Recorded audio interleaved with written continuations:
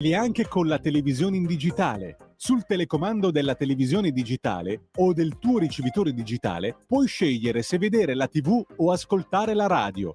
Risintonizza i canali radio e troverai anche Radio Libertà, canale 252.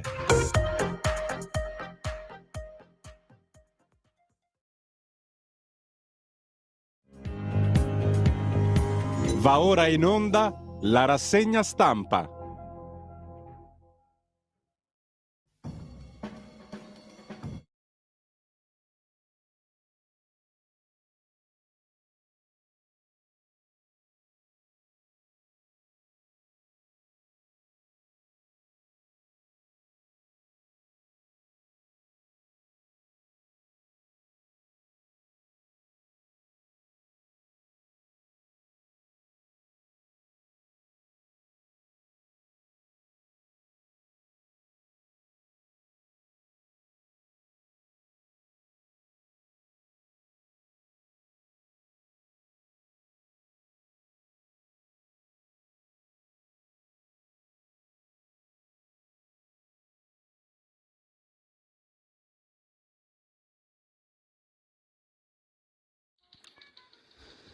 Un cordiale buongiorno a tutte le ascoltatrici e a tutti gli ascoltatori da Giulio Cainarca. Ben trovati all'appuntamento con la rassegna stampa. Il 26 aprile sono le 7.32, radiolibertà.net, la pagina Facebook di Radio Libertà, così avete sott'occhio il palinsesto di giornata, come tutti i giorni. E iniziamo come al solito dall'agenzia ANSA, che apre con la lezione di Mattarella sul 25 aprile, ora e sempre resistenza.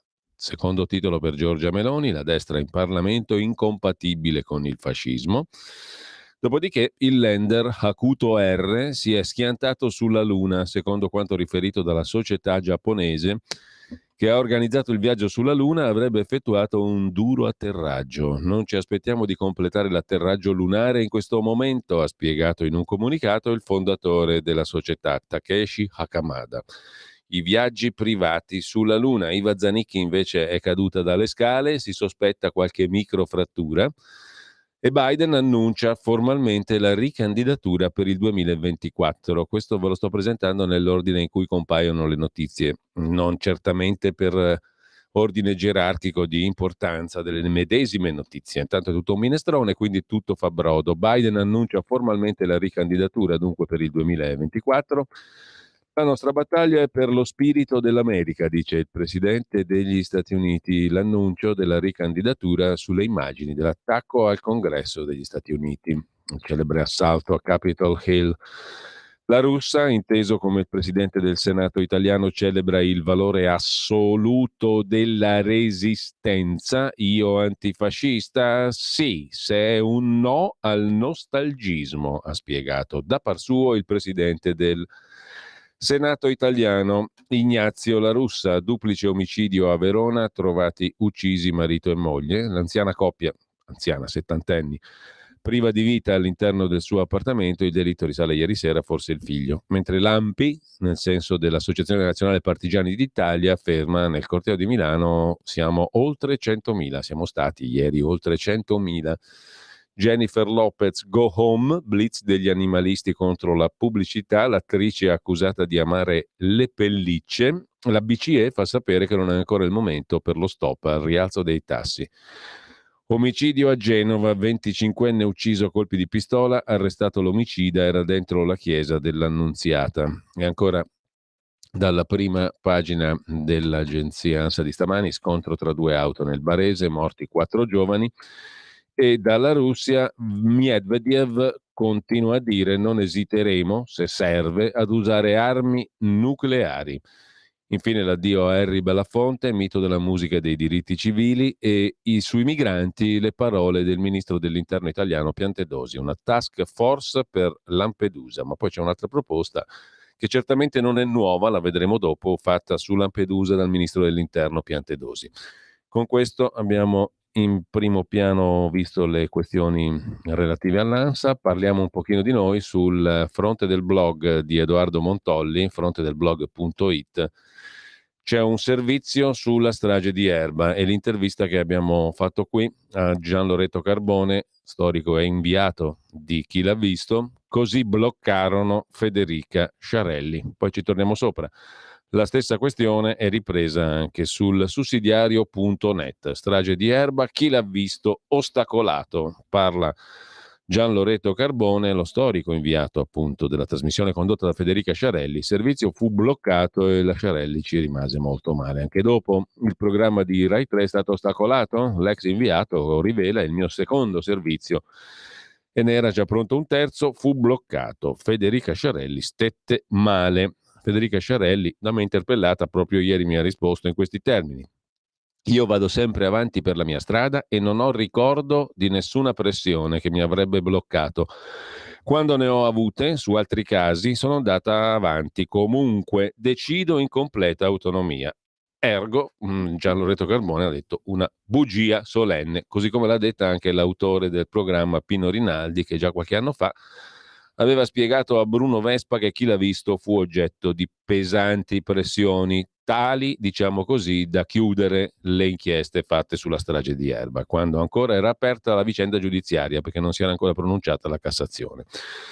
La questione sembra essere piuttosto indicativa di come non si devono raccontare le cose e di come vengono bloccate le cose che dispiacciono a qualcuno. A chi? Chi ha bloccato il servizio di Gian Loreto Carbone? È vero invece quello che dice Federica Sciarelli? Non pare, perché la questione era stata anche messa in questi termini appunto da uno degli autori della trasmissione, Pino Rinaldi. Ci torneremo sopra, intanto andiamo alle cose veramente importanti. Eccola qua, Gianni Morandi. Stamattina mi sono alzato, oh bella ciao, bella ciao, bella ciao, ciao, ciao. Stamattina mi sono alzato e ho trovato l'invaso, oh partigiano, portami via, oh bella ciao, bella ciao, bella ciao, ciao, ciao, partigiano, portami via, che mi sento di morire. Na, na, na, na, na. Gianni Morandi e Iva Zanicchi, naturalmente. Cari amici, buongiorno. È un'immagine un po' insolita, scusate, non vorrei spaventarvi, ma insomma, per farla breve, domenica sera sono tornata da Roma che ho finito il cantante mascherato e sono caduta giù dalle scale, una caduta orribile che un altro si sarebbe ammazzato. Mi volevano portare all'ospedale, ma io sono voluta rimanere a casa. Adesso mi hanno messo immobile a letto per 3-4 giorni. E se adesso mi ha fatto le lastre, loro, vabbè, se non c'è niente di grave, forse sospettano qualche piccola microfrattura. Se posso rimanere a casa, bene, altrimenti andrò qualche giorno all'ospedale. Ve lo volevo così preannunciare, vi tengo informati per chi mi vuol bene e per gli altri pazienza. Non godete, mi raccomando, perché bisogna pensare sempre in positivo, perché sono vivo, e non perdete il buon umore. Io vi voglio bene, vi do un abbraccio, ciao ciao ciao, baci baci baci, ciao, a presto.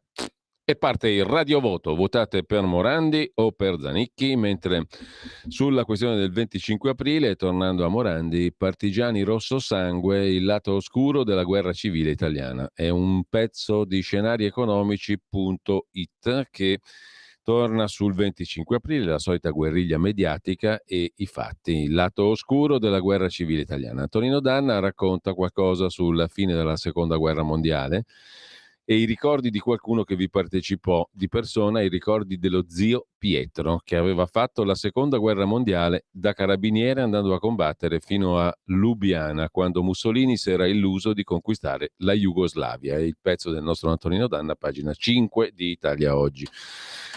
Su Lollobrigida invece il ministro dell'agricoltura, sempre ieri, il 25 aprile, ha scritto un pezzo, Luca Ricolfi, chiamando in causa il cane di Pavlov. Che relazione c'è fra il ministro Lollobrigida e il cane di Pavlov? Quello celeberrimo degli esperimenti psicologici, no? Per cui suonava la campanellina e lui cominciava a salivare, perché era associata la campanellina al pasto, al cibo che gli davano in occasione appunto del suono della campanella. Suonava campanella, arrivava cibo, cane salivava. Che succede? Sono responsabile, che senso ha tutto ciò in relazione al ministro Lollobrigida, il quale ha dichiarato: io sono responsabile, anzi non l'ha dichiarato purtroppo, scrive Ricolfi, io sono responsabile di quel che dico, non di quello che capisci tu. Questa frase, attribuita a Massimo Troisi, scrive Ricolfi, fondazioneium.it, mi è tornata in mente in questi giorni durante la lapidazione pubblica e bipartisan del ministro Lollobrigida, reo di avere usato l'espressione sostituzione etnica. Perché non ha citato Troisi, mi son detto? Possibile che non abbia capito come funzionano i media nell'era dello smartphone? Spiegarsi e chiedere scusa è perfettamente inutile, controproducente. Il meccanismo dovrebbe essere chiaro, è il medesimo su internet e sui media politicizzati. Tu dici una parola, l'altro le associa a un'altra parola che a sua volta a lui ne richiama un'altra ancora, così via, secondo una catena associativa governata solo dai fantasmi di chi ascolta. Esempio, tu dici merito, l'altro pensa prestazione, competizione, selezione, esclusione, stress, disagio, suicidi giovanili e voilà, chi parla di merito ha sulla coscienza i ragazzi che si tolgono la vita. Altro esempio, tu dici nazione e scatta la catena, patria, nazionalismo, militarismo, colonialismo, fascismo e voilà, chi parla di nazione è in odore di fascismo. Arriviamo all'Ollobrigida, sostituzione etnica, cioè razzismo, complottismo, fascismo, suprematismo bianco, nazismo, pulizia etnica. E voilà, chi parla di sostituzione etnica, che vorrebbe evitare, è a un passo dalla pulizia etnica. Per certi versi è il cane di Pavlov, come ebbe a notare Massimo Recalcati in un articolo su Repubblica in cui descriveva il riflesso pavloviano di ripudio che scatta nella sinistra più ideologica quando viene in contatto con certe parole stimolo, come la campanella del cane. Recalcati menzionava le parole merito e sicurezza. Quando arrivano queste parole, nella sinistra scatta la campanella del cane di Pavlov. Per altri versi, però, è qualcosa di più e di diverso da un mero riflesso pavloviano. C'è molto di scientifico, di intenzionale e di studiato a tavolino nella campagna che, contro Lollobrigida, è stata scatenata non solo dai media progressisti, ma dagli stessi alleati di governo Lega e Forza Italia, che non hanno fatto mancare critiche, censure e rimproveri. In retorica si chiama straw man, argomento fantoccio o dello spaventapasseri. La fallacia logica che consiste nello smontare una tesi dandone una rappresentazione deformata. Dico questo non solo perché è palese per un osservatore neutrale che il ministro Lollobrigida si è limitato a esporre una posizione discutibile ma plausibile, per non dire scontata, per un esponente della destra, cioè meglio spingere sulla natalità che sui flussi migratori, ma anche perché la medesima espressione, sostituzione etnica, usata in passato sia da Salvini sia da Meloni, mai aveva suscitato reazioni paragonabili a quelle di questi giorni. Cos'è cambiato rispetto ad allora? Perché parlare di sostituzione etnica è diventato scandaloso? Non lo so, conclude Ricolfi, forse per il mondo progressista la destra al governo è un nemico più inquietante della destra all'opposizione. Forse per Lega e Forza Italia questo è il momento giusto per ridimensionare lo strapotere di Giorgia Meloni. Forse nell'era della suscettibilità la sensibilità alle parole è aumentata, chissà. Resta il fatto che parlare è diventato pericolosissimo e questo la classe dirigente della destra non sembra proprio averlo ancora capito, conclude Ricolfi. Detto questo, a proposito di Piantedosi, dicevamo prima, ha avuto un'idea il ministro dell'Interno che ebbero l'Espresso nel 2013, Avvenire, determinati scrittori e registi progressisti, cioè diamo il premio Nobel a Lampedusa. L'idea per niente nuova è arrivata in testa al ministro Piantedosi, per Lampedusa. Chiedo scusa, ho fatto una crasi di natura freudiana tra l'isola, il Nobel e il proponente, ovvero Piantedosi, proponente dell'idea di dare il premio Nobel a Lampedusa. Lampedusa meriterebbe almeno il premio Nobel per la pace, ha detto il ministro dell'Interno ieri, appunto, idea vecchiotta, l'Espresso, Avvenire, eccetera. L'avevano già avuta in passato. Comunque sono quasi 2700 le persone presenti nell'hotspot dell'isola a fronte di 400 posti disponibili. Allo studio una task force per la gestione dell'emergenza e aiutare la gente che dorme all'addiaccio e in mezzo ai liquami, ha detto il ministro Piantedosi. La maggior parte di chi è approdato in Italia proviene dall'Africa subsahariana, ma ci sono anche tunisini ed egiziani che decidono di partire per conto proprio, senza scaffisti né trafficanti. Peraltro adesso c'è un commissario che gestirà al meglio la situazione e l'ha ribadito il ministro Piantedosi. Si tratta di gestire al meglio la situazione, non più fermare, respingere, bloccare. Gestire. Andiamo a vedere anche un altro articolo in proposito, quello del Tempo di Roma, pagina 5. Ecco il piano Piantedosi per l'emergenza migranti, cioè appunto per la gestione degli sbarchi continui. Lavoriamo per realizzare al più presto una gestione ordinata. Questo l'hanno detto tutti, praticamente, i ministri del passato, tranne uno, forse, che è sotto processo. Comunque, centri d'accoglienza ampliati e riduzione del fattore di attrazione delle ONG.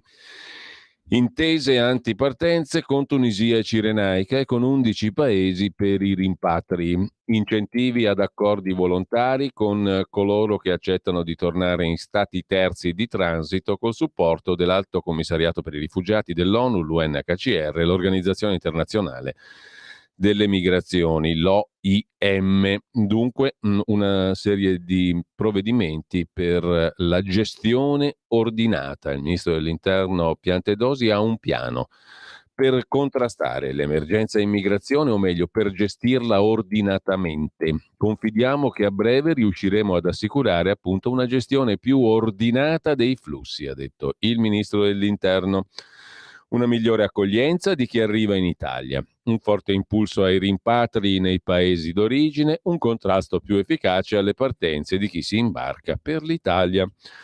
Mentre, a proposito di emergenze, dai documenti trafugati al Pentagono, lo racconta l'agenzia di stampa La Presse, lo riprende Dago Spia, ma anche il Fatto Quotidiano.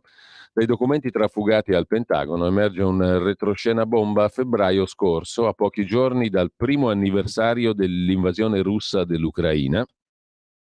L'Ucraina stava pianificando un attacco a Mosca.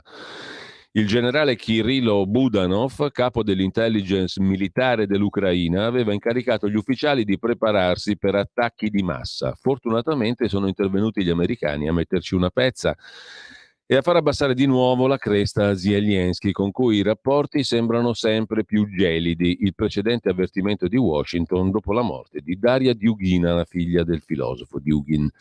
Mentre Trump ha detto a proposito di Biden che si ricandida, da lui più danni dei 5 peggiori presidenti degli Stati Uniti. C'è una clip anche sull'agenzia AGI.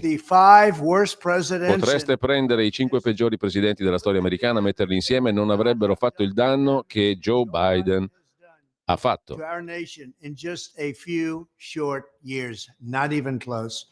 Il danno che ha fatto in pochi anni. Le famiglie americane vengono decimate dalla peggiore inflazione in mezzo secolo e le banche stanno fallendo, dice Trump. La nostra valuta sta crollando e il dollaro presto non sarà più lo standard mondiale. La nostra più grande sconfitta in oltre 200 anni.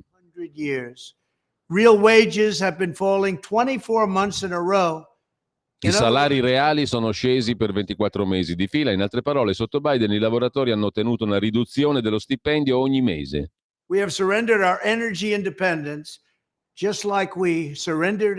Abbiamo rinunciato alla nostra indipendenza energetica. Il prezzo della benzina ha appena raggiunto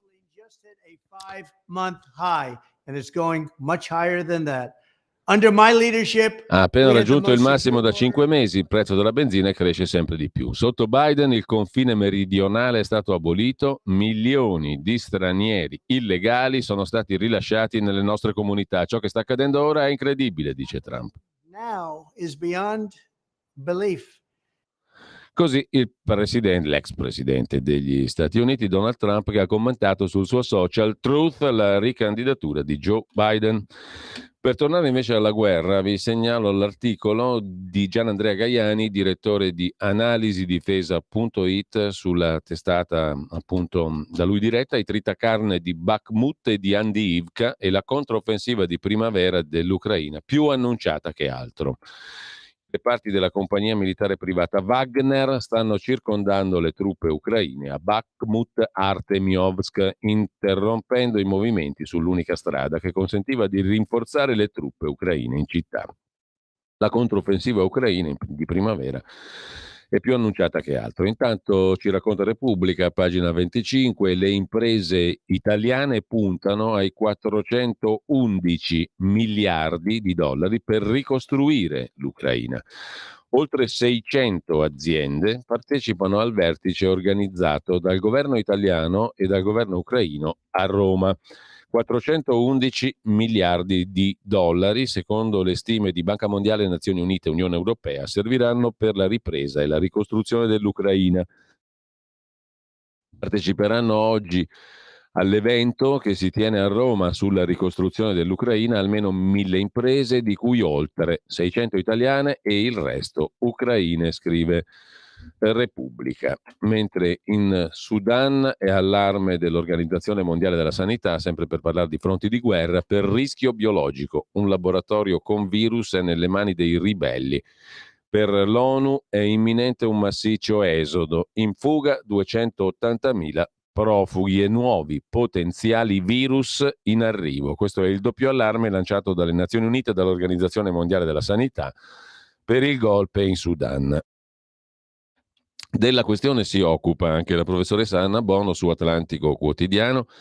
In Sudan si combatte, se lo contendono due generali, al-Burhan e Hemedti, fattori scatenanti l'integrazione delle milizie nell'esercito e chi sarà il capo. Dal 1956 il paese ha conosciuto solo regimi autoritari, effetti destabilizzanti nell'intera area. Da più di una settimana si combatte in Sudan, nella capitale Khartoum, nella regione occidentale del Darfur, benché sia un paese musulmano. Neanche la tregua per celebrare Eid al-Fitr, la festa islamica che segna la fine del Ramadan e cadeva il 21 aprile, è stata rispettata. Insolitamente uniti e concordi l'avevano chiesta paesi occidentali e islamici.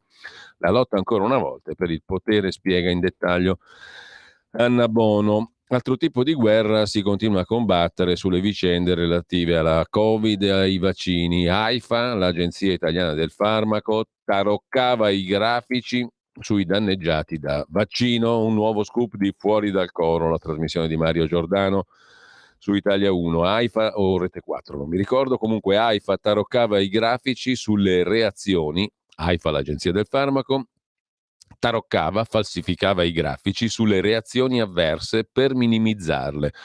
Ancora una volta è Fuori dal Coro a far emergere un dato sconcertante, scrive la Nuova Bussola Quotidiana, relativo al sistema di farmacovigilanza dell'ente governativo. Dalle carte dell'inchiesta Mediaset emerge che l'ente governativo del farmaco decise di minimizzare il corretto rapporto rischi-benefici, come invece richiesto dall'Agenzia Europea del Farmaco, l'EMA. Con premesse di questo tipo, scrive Andrea Zambrano, si comprende perché la farmacovigilanza della campagna vaccinale sia stata un fallimento. Altra rogna invece arriverà dalle agenzie di rating, dal debito e via cantando. Pronti? Saremo massacrating, scrive riprendendo l'agenzia ANSA Dagospia. Dopo la sberla rifilata da Goldman Sachs arriva un altro sonoro ceffone. Il debito italiano rischia di essere classificato spazzatura.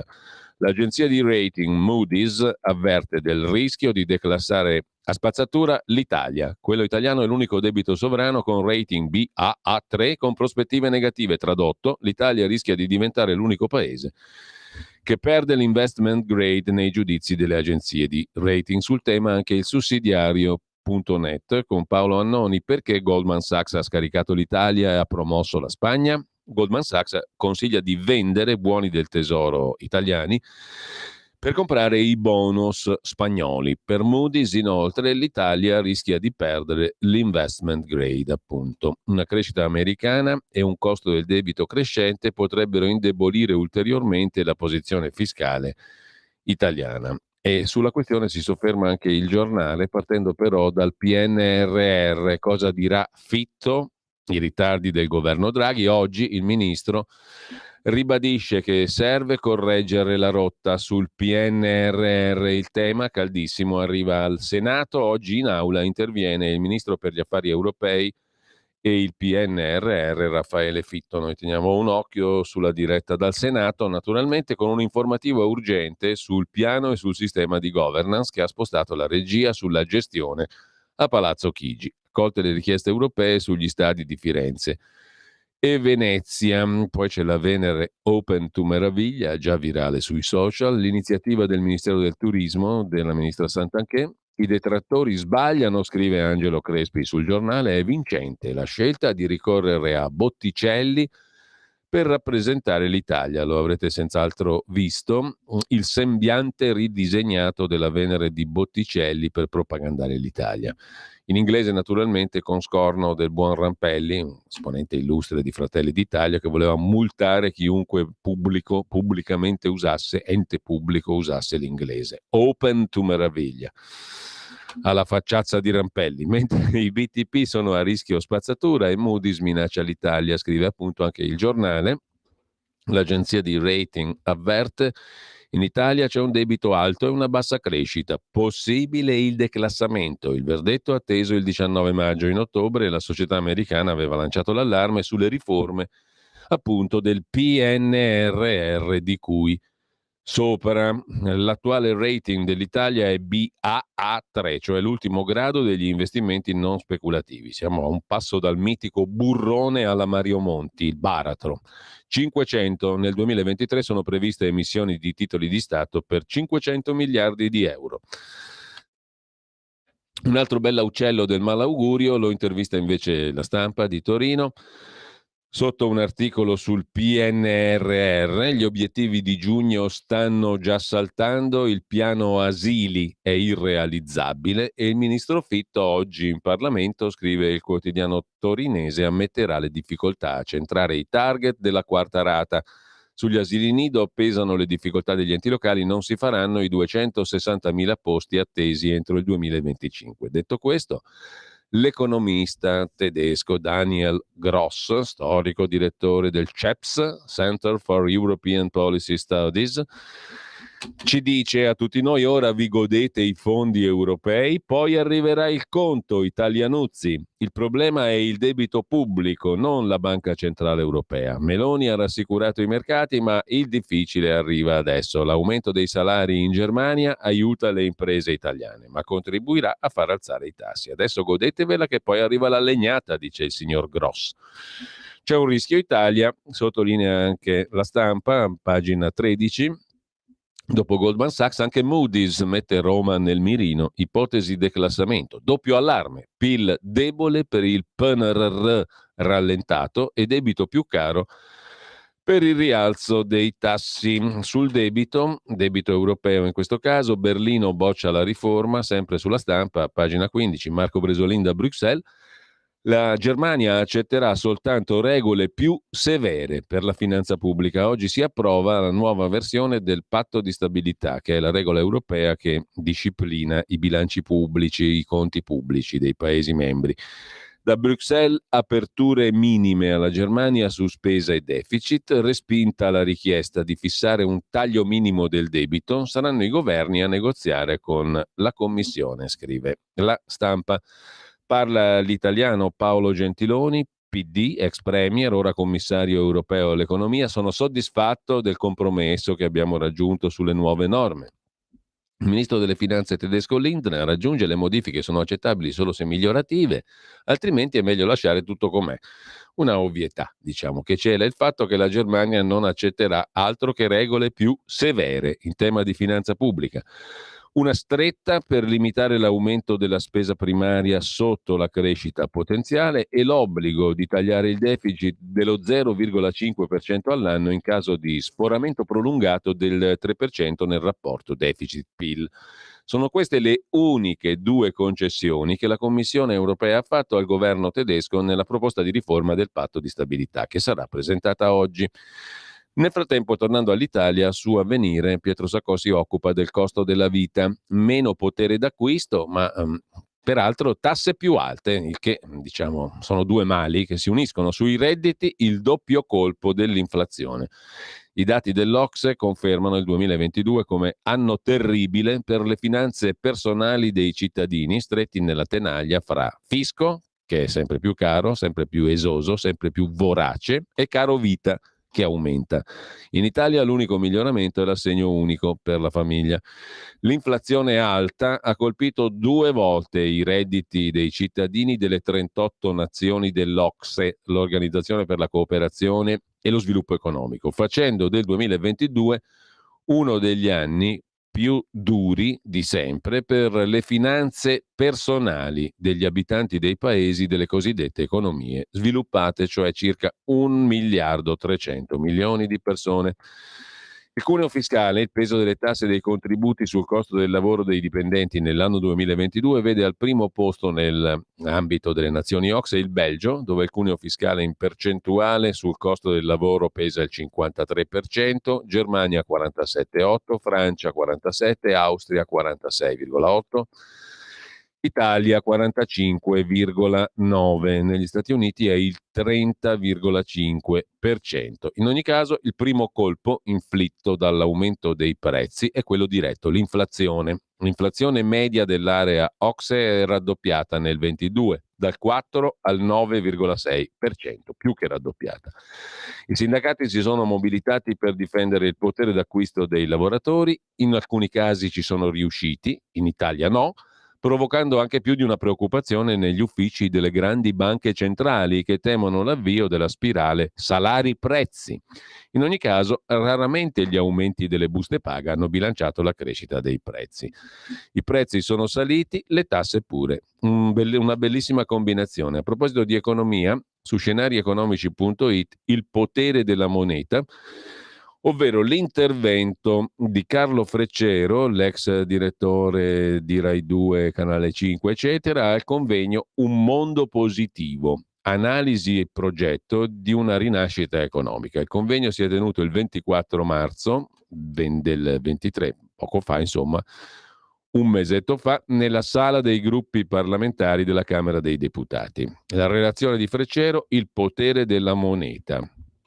Interessante, mentre il piano Mattei in Africa lo sta realizzando la Cina, sottolinea Start Magazine con un interessante articolo di Luigi Chiarello. L'Occidente perde tutta l'Africa a favore di Mosca e di Pechino. L'articolo di Chiarello era comparso già su Italia Oggi in origine, mentre Di Maio, inviato nel Golfo, ci racconta Il Tempo di Roma, si può mettere in tasca oltre 330.000 euro. Stipendio da 16.000 euro al mese per 21 mesi complessivi a partire da giugno. Potrà contare anche su uno staff personale. Luigi Di Maio. Domani primo step per la ratifica. Interrogazione della Lega al ministro degli esteri europeo, al segretario di Stato Borrell, sul rispetto dei criteri di scelta. L'eurodeputato leghista Zanni osserva andrebbe favorita la nomina di una donna dal momento che 6 incaricati speciali su 9 sono già uomini. L'alto rappresentante per la politica estera dell'Unione Europea Borrell, appunto, come segretario di Stato, ho sbagliato io, il segretario di Stato è negli Stati Uniti. In Europa il ministro degli esteri si chiama alto rappresentante per la politica estera. Lo ha indicato, insomma, Borrell. Di Maio è stato indicato da Borrell come il candidato più adatto. Per quanto concerne invece i mali domestici, tornando lì, vi segnalo su tempi.it l'articolo di Marco Botturi sul ritardo dei servizi sanitari. La domanda è la solita: è possibile un rimedio? Quando? Cresce il malcontento per le liste d'attesa. Un problema che persiste, che nessuno risolve. I pazienti si sentono abbandonati e i medici ridotti ad anonimi prestatori d'opera. Serve risignificare e riequilibrare i fattori del sistema sanitario. Per quanto concerne invece Italia Open to Meraviglia, c'è un pezzo di Leonardo Bisone e Andrea Sparacciari sul Fatto Quotidiano. 9 milioni di euro, l'amica della ministra Santanchè, il disastro Open to Meraviglia. L'ente turismo Enit, l'amministratore delegato è una fedelissima del ministro, poco personale, tanti fondi e il portale da 114 milioni che fa delle traduzioni comiche. Open to Meraviglia, lo spot del Ministero del Turismo con la Venere influencer che ricorda la Ferragni, ha messo d'accordo tutti. Criticato da Stefano Accorsi, ve la facevo io la pubblicità, dice l'uomo lì del gelato, quello che diventò famoso per il gelato, Criticato da Dario Nardella, da Vittorio Sgarbi, sottosegretario in questo governo. Sgarbi ha commentato: è una roba da Ferragni. Criticato da Chiara Ferragni stessa, utilizzata a sua insaputa come modello per la fotocopertina della campagna sul lago di Como. Criticato da politici e tecnici, deriso per l'uso dell'inglese, per gli account Twitter, Facebook, YouTube registrati da altri, per il dominio web dello slogan principale non registrato, per le foto inviate via WhatsApp e perché alcune immagini dello spot si riferivano alla Slovenia, non all'Italia. La ministra Santanchè ha risposto alle critiche: abbiamo utilizzato strumenti e linguaggi vicini ai giovani. Ma i giovani da giorni ne ridono sul web con meme sul tema. Come si è arrivati al disastro Open to Meraviglia?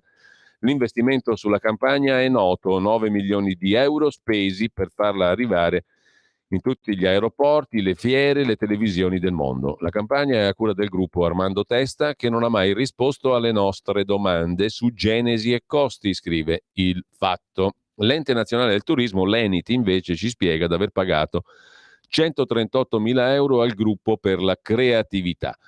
I 9 milioni erano in realtà stati stanziati l'anno scorso con un bando per concessione contributi per migliorare la comunicazione digitale e l'attrattiva del sistema paese, con decine di progetti diversi previsti.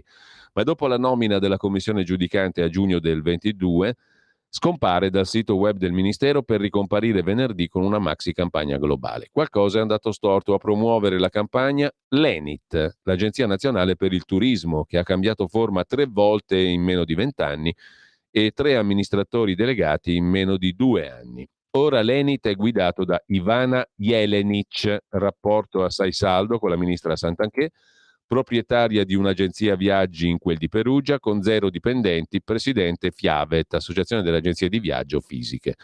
Non proprio un'esperta di big data né di grosse campagne social.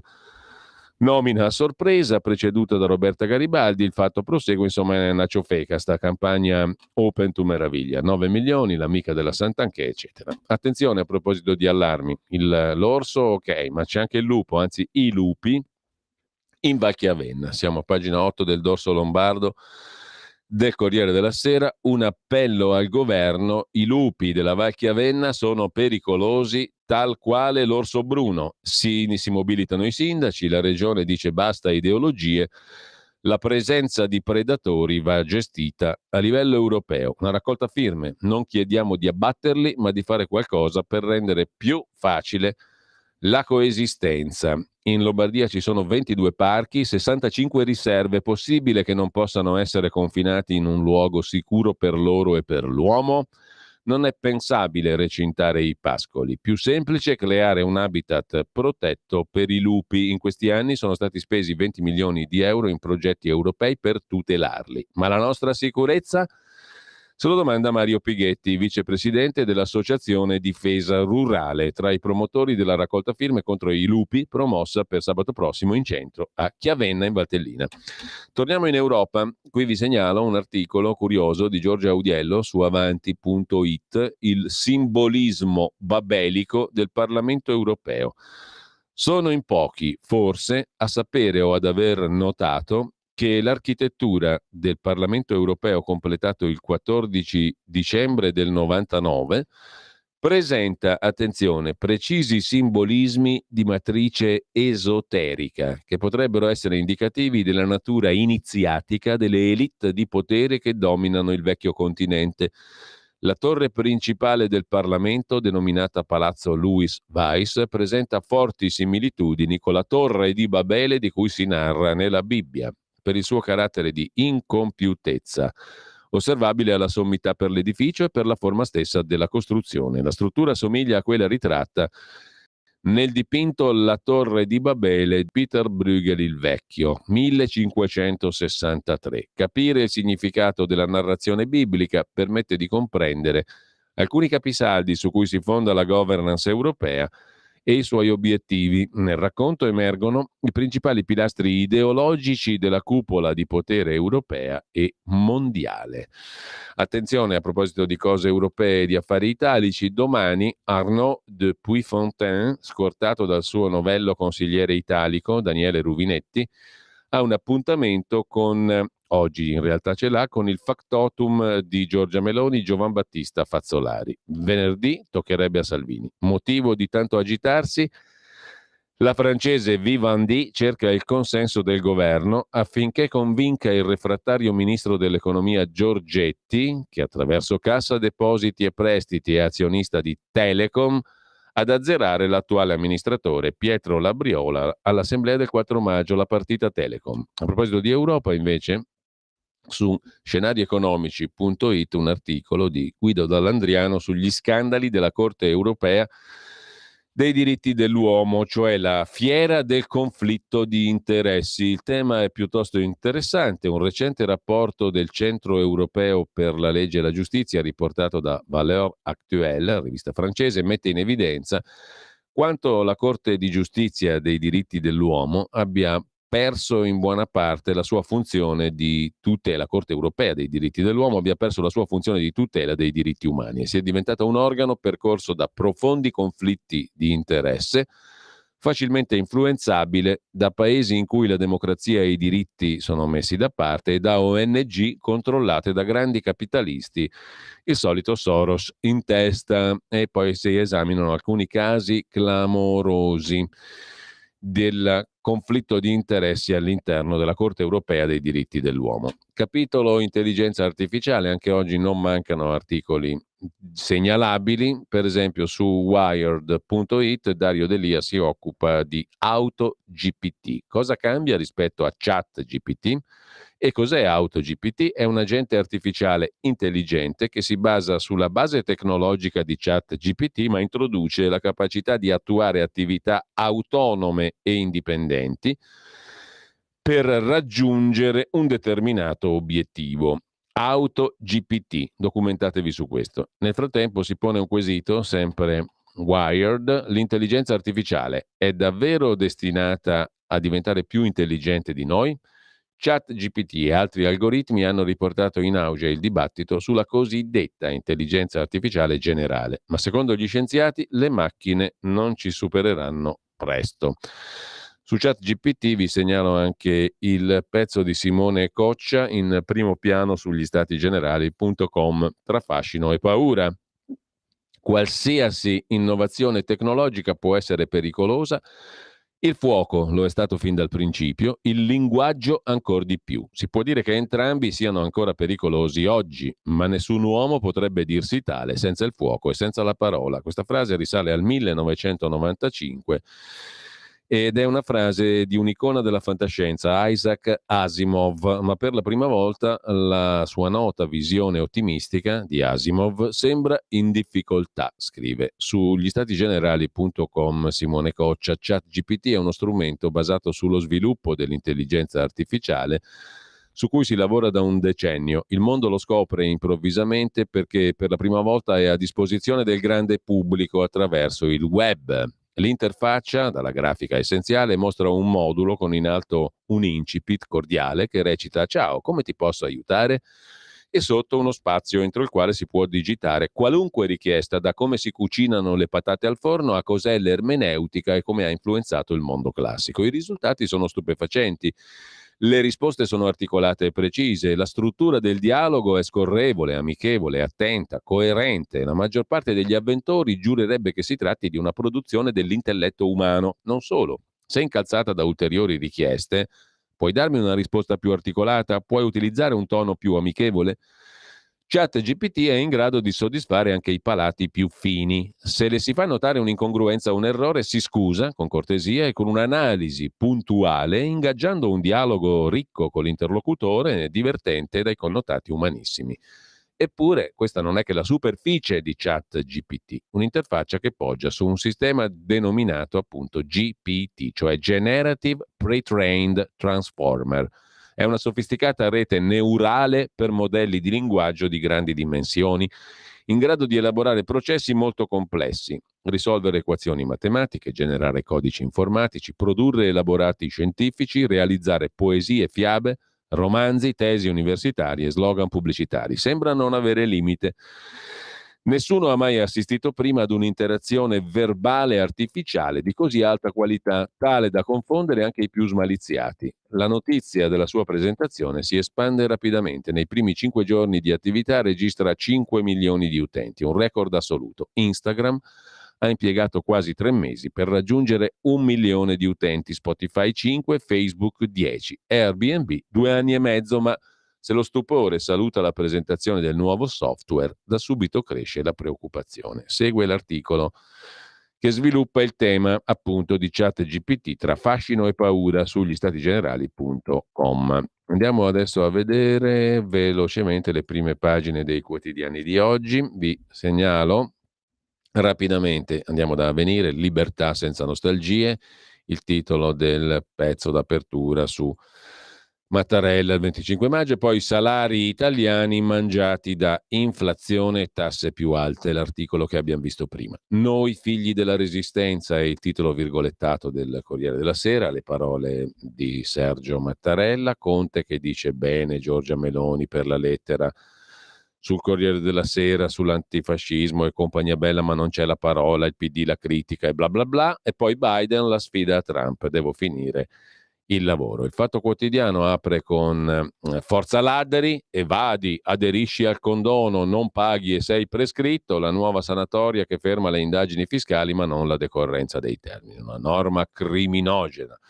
Liberazione, politici divisi, piazze piene, e poi pillola gratis, ora la destra rimanda tutto, l'agenzia del farmaco sta sotto la politica. Dal Fatto al Giornale, gli stalker della Meloni è il titolo d'apertura, accanimento rosso, PD, ampi, estremisti, non gli basta mai, continuano ad attaccare Giorgia Meloni anche se ha scritto la lettera antifascista ma non ha pronunciato la parola antifascismo sul Corriere della Sera. Nel frattempo Moody's, agenzia di valutazione finanziario-economica internazionale americana, è negativa sull'Italia, scommette contro l'Italia, vuoi vedere che ti riparte lo spread e sono volatili per diabetici per tutti? PNRR, i ritardi di Draghi e cosa dirà Fitto, e poi a centropagina il Colle, Mattarella che approva Giorgia Meloni, è un passo per la pacificazione. Allarme virus per il Sudan, preoccupazione dell'Organizzazione Mondiale della Sanità, 280.000 profughi e nuovi potenziali virus in arrivo, perché un laboratorio è in mano ai ribelli, un laboratorio pieno di pericolosi virus. Omicidio a Genova, l'assassino arrestato in chiesa, e poi andiamo al giorno, la festa di tutti, primo 25 aprile di Giorgia Meloni, mentre il Mattino di Napoli si occupa dei figli della lotta antifascista, le parole cioè di Mattarella. Il tempo della ricetta Piantedosi per accogliere meglio i migranti, e poi figli della resistenza, anche Repubblica titola così, l'Italia è antifascista, scrive La Stampa. La Verità, il solito 25 aprile, scrive Maurizio Belpietro, ora e sempre indecenza. Mattarella e i corifei rilanciano lo slogan della resistenza continua. Non proprio un viatico per una ricorrenza condivisa. Infatti ecco i cartelli con i membri del governo appesi a testa in giù, da Valditara a Meloni ad altri, e minacce di morte a Giorgia Meloni e alla figlia. Il premier, cioè Giorgia Meloni, in una lettera prende le distanze dal regime fascista, è una notizia perché è ancora un tema caldo, quello del fascismo, però al PD non basta mai. Non ha detto antifascista Giorgia Meloni. Di spalla Francesco Borgonovo che commenta Giorgio Palù, presidente dell'Agenzia Italiana del Farmaco, ovvero AIFA, intervista muta di Palù, nulla sullo scandalo dell'AIFA, è sempre metodo Speranza. Poi il cortocircuito Italia, vota sì alla botta green. Una settimana fa gli eurodeputati Lega, Fratelli d'Italia avevano detto no al nuovo pacchetto che stanga automobilisti, imprese e inquilini anche in affitto, ma ieri il Ministero si è fatto bastare un contentino e ha dato il via libera. Il Consiglio ratifica la riforma degli ETS relativa allo scambio di emissioni di CO2, anidride carbonica, che stanga famiglie e imprese italiane. Il governo si è accodato dopo che la scorsa settimana Lega e Fratelli d'Italia avevano detto no. Pare siano bastate piccole modifiche su tempi e distribuzione delle risorse per accontentare il governo. Daniele Capezzone si occupa del patto di stabilità rivisitato, abbiamo visto prima la notizia, prevede questo patto rivisitato, un commissariamento mascherato, l'eterna vecchia fregatura. Sul nuovo patto di stabilità che la Commissione europea presenta oggi è partita una narrazione fraudolenta, sottolinea Cappezzone. È vero che si eviterà il taglio automatico del debito, ma le nuove regole rimangono recessive e anzi aumentano la discrezionalità dell'Europa nel valutare il comportamento dei singoli governi. Claudio Antonelli invece sottolinea ci riprovano con lo spread, come dicevamo prima. Agenzie di rating e certa stampa fanno ripartire il risico sui BTP. E infine Fabio Amendolara, il carabiniere indagato per omicidio, ha sparato a Vicenza, le forze dell'ordine intimidite. Ha ucciso un marocchino che gridava Allah Akbar, il quale aveva sparato a un vigile. Urbano, il carabiniere che ha sparato al marocchino armato a Fara Vicentino, è stato messo sotto indagine per omicidio commesso per eccesso colposo nell'uso legittimo delle armi. I colleghi lo difendono, ha fatto solo il suo dovere. Servono regole di ingaggio. E poi il pezzo di Stefano Graziosi a chiudere la prima pagina della Verità: Biden si ricandida per finire i disastri avviati. Vediamo anche Libero. Antifascisti canaglie, ennesimo 25 aprile avvelenato, i ministri a testa in giù. E poi sempre in primo piano il PNRR che costerà 3.000 volte di più, l'effetto del rialzo degli interessi della Banca Centrale Europea sui nostri conti. Sempre dal primo piano, poi per il Sudan l'Italia schiera il generale Figliuolo, indimenticato protagonista della gestione della Covid, e poi Vittorio Feltri che si occupa del manicomio. Io ho lavorato in un manicomio, è un errore chiuderli o averli chiusi, che dir si voglia, dopo l'assassinio di Barbara Capovani, medico psichiatra, compiuto da un suo paziente. A mio modesto parere, questo assassinio riapre la vecchia questione dei manicomi, ospedali che curavano i malati di mente, i quali, parecchi anni or sono, furono eliminati in base alla legge Basaglia. Un errore, scrive oggi Vittorio Feltri. Con ciò lasciamo le prime pagine, anzi no, perché andiamo a vedere anche il quotidiano Il Messaggero di Roma, che mette in primo piano l'autonomia delle regioni. Come in Spagna, titola oggi Il Messaggero, i tecnici del ministro Calderoli stanno puntando al modello dei Paesi Baschi, cioè con poteri fiscali molto forti. Le regioni del nord potranno fissare le aliquote e trattenere il 90% del gettito sul territorio, come avviene a Trento e a Bolzano. È molto improbabile che questo sia l'esito, però il Messaggero la butta là per impaurire tutto il resto dell'Italia, che non sia nord, cioè il centro e il sud in particolare. Il fascismo invece è ancora vivo, lo certifica da par suo più che mai Piero Sansonetti sul Riformista. E indovinate un po' dove si aggira il fascismo? Attorno a Palazzo Chigi. Giorgia Meloni scrive al Corriere, polemizza con la sinistra, rivendica ed esalta la storia dell'MSI. Per chi non l'avesse capito, è stato il Partito Comunista Italiano a guidare la liberazione, sottolinea Piero Sansonetti. Per fortuna che poi non ha vinto, perché sennò andavamo in Unione Sovietica direttamente. Ucraina, dai trasporti all'energia ai programmi italiani di rilancio. Questo invece è il tema di prima pagina. Tra i temi di prima pagina del Sole 24 Ore, gli affari, il business. Oggi a Roma la conferenza Italia-Ucraina con Meloni e Zelensky per la ricostruzione del paese invaso dalla Russia. Numerosi progetti, tra cui trasporti, energia ed export. 400 e passa miliarducci di dollari. Andrea Marcenaro sul Foglio in prima pagina si occupa del Fatto Quotidiano e del 25 aprile. 2 sole menzioni dal Fatto Quotidiano per onorare il 25 aprile. La prima, scriveva ieri il Fatto, da adesso ancor meno intercettazioni. Ma questa passi, essendo comprensibile che su un simile argomento i ragazzi di Travaglio non vogliano sfigurare al ricordo dell'Ovra, la mitica polizia politica del fascismo. La seconda, invece, delle menzioni del Fatto Quotidiano sul 25 aprile è più discutibile. Viene infatti riportata, con notevole rilievo, una acutissima osservazione con la quale il presidente dell'ANPI, l'Associazione Nazionale dei Partigiani d'Italia, vieta di paragonare la resistenza dell'Italia a quella dell'Ucraina. Ricorda infatti il presidente dell'ANPI Gianfranco Pagliarulo, non sono paragonabili. I partigiani italiani non ebbero dagli alleati armamenti pesanti o carri armati.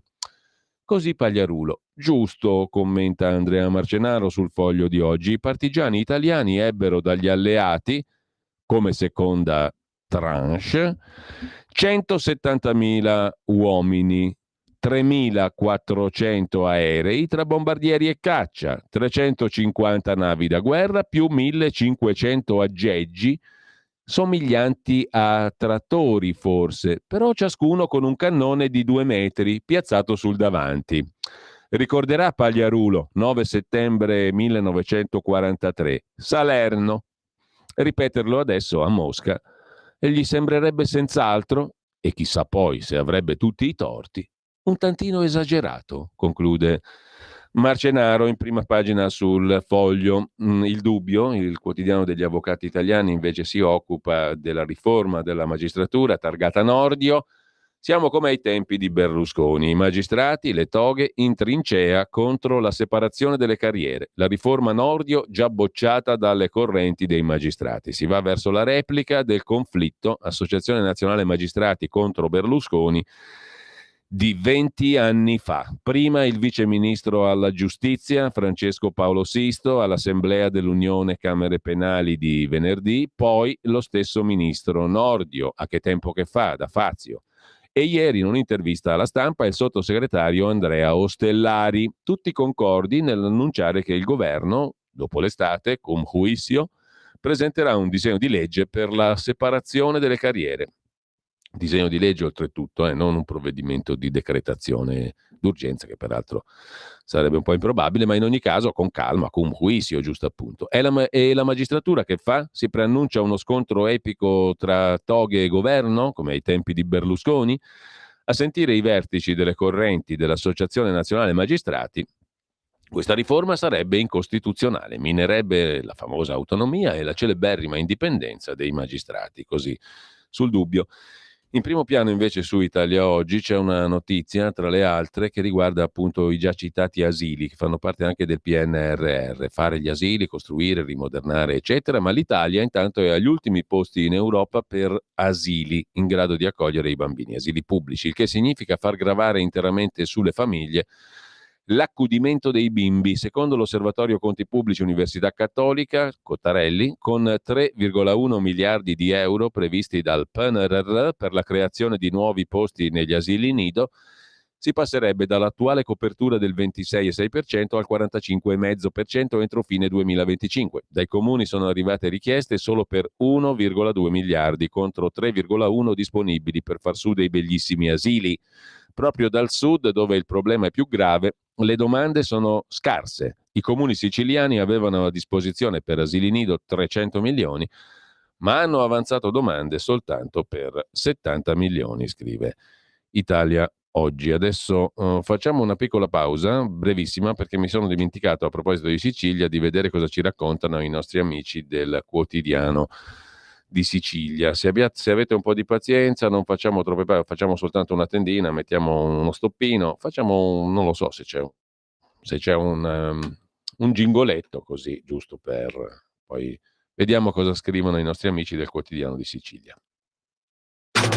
Stai ascoltando Radio Libertà, la tua voce libera, senza filtri né censura. La tua radio.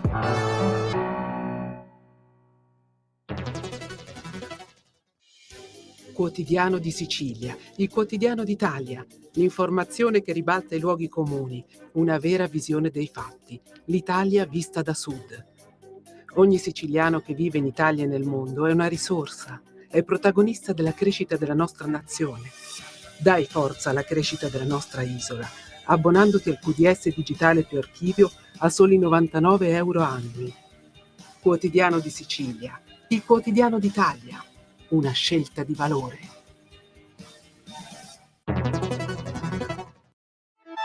Stai ascoltando Radio Libertà, la tua voce libera, senza filtri né censure, la tua radio.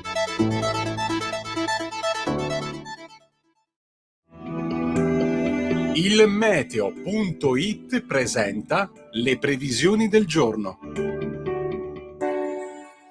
Avanza da sud-ovest l'alta pressione verso il nostro paese, regalando una giornata stabile e soleggiata praticamente su tutti i settori, minime in calo. Al mattino cieli sereni o poco nuvolosi da nord a sud senza disturbi da segnalare se non per qualcuno sull'arco alpino. Nel pomeriggio, bel tempo stabile praticamente ovunque, con presenza di poche nubi sparse, quasi esclusivamente al nord e sul basso Tirreno, temperature massime in aumento. Per ora è tutto da ilmeteo.it, dove il fa la differenza anche nella nostra app. Una buona giornata da Lorenzo Tedici. Avete ascoltato le previsioni del giorno.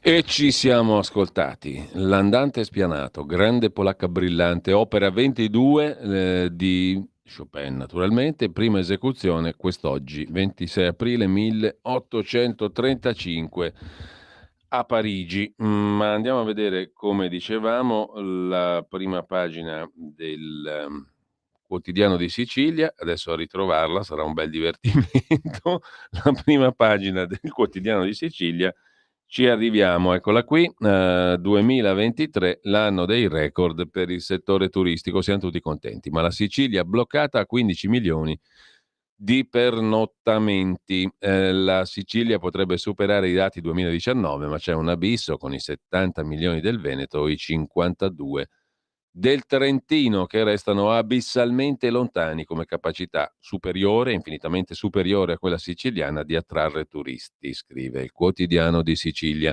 che si occupa di un altro tema importante in prima pagina, quell'alta velocità finta e intermittente che allontana la Sicilia dal resto d'Europa. L'intervento sulla Catania-Palermo prevede solo 67 km su 178 di binario doppio, una beffa per l'isola. Dopo aver applaudito all'investimento di 11 miliardi sulle ferrovie siciliane, pochi giorni fa in audizione alla Camera l'assessore regionale Alessandro Aricò ha ammesso che qualcosa non va e ha chiesto uno sforzo, cioè una linea ferroviaria a livello di quella che da Napoli in su esiste già da 10 anni e che porti i treni a una velocità massima di 300 km orari, scrive il Quotidiano di Sicilia, appunto in prima pagina. Detto questo, torniamo a dare un'occhiata, dopo aver visto le prime pagine, anche ad alcuni degli articoli di Italia Oggi che vi citavo prima, che ha messo in primo piano la Sicilia per un'altra questione, gli asili. Aveva a disposizione 300 milioni, ma la Sicilia ha presentato domande solo per 70 e vale un po' per tutta Italia. A pagina 2 su Italia Oggi vi segnalo la bella analisi di Marino Longoni, direttore di Italia Oggi 7, sulla questione del PNRR di cui abbiamo parlato più volte stamani. Ci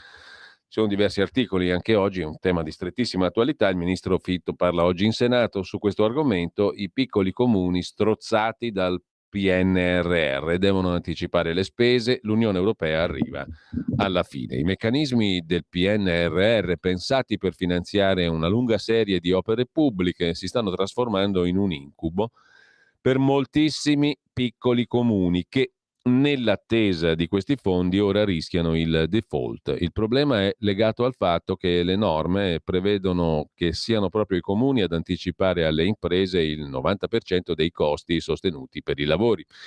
Solo dopo che queste somme saranno rendicontate, gli enti locali potranno ottenere i fondi del PNRR a copertura, ma devono essere appunto i comuni ad anticipare alle imprese il 90% dei costi sostenuti per i lavori. Possono però passare degli anni prima che i soldi vengano dall'Europa. Nella maggior parte dei casi gli enti locali, soprattutto quelli piccoli, non sono in grado di anticipare le somme. Sono circa 70.000 i progetti che il PNRR destina ai comuni sotto i 5.000 abitanti. In molti casi si tratta di progetti già approvati negli anni scorsi dalle regioni, solo che prima venivano garantiti i contributi necessari per i pagamenti in funzione dell'avanzamento lavori. Ora sono i comuni che devono anticipare le somme. Così molti comuni si sono trovati sull'orlo del tracollo e non sanno più che fare. Qualche giorno fa una ventina di comuni della Val Brembana ha scritto al ministro Giorgetti, chiede a questa serie di comuni che il PNRR anticipi almeno i fondi per le opere oltre i 200.000 euro perché non sono in grado di anticipare le somme.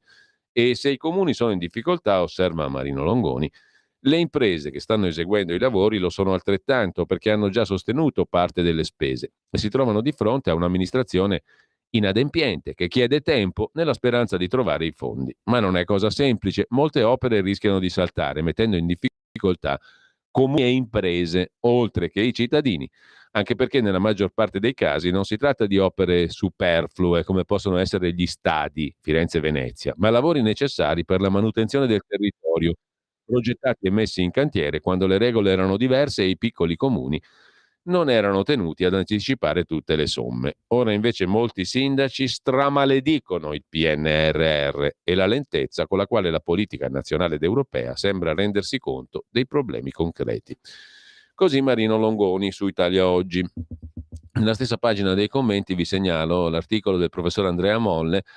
A New York saranno monitorati i consumi alimentari dei cittadini per motivi ecologici con i dati delle carte di credito.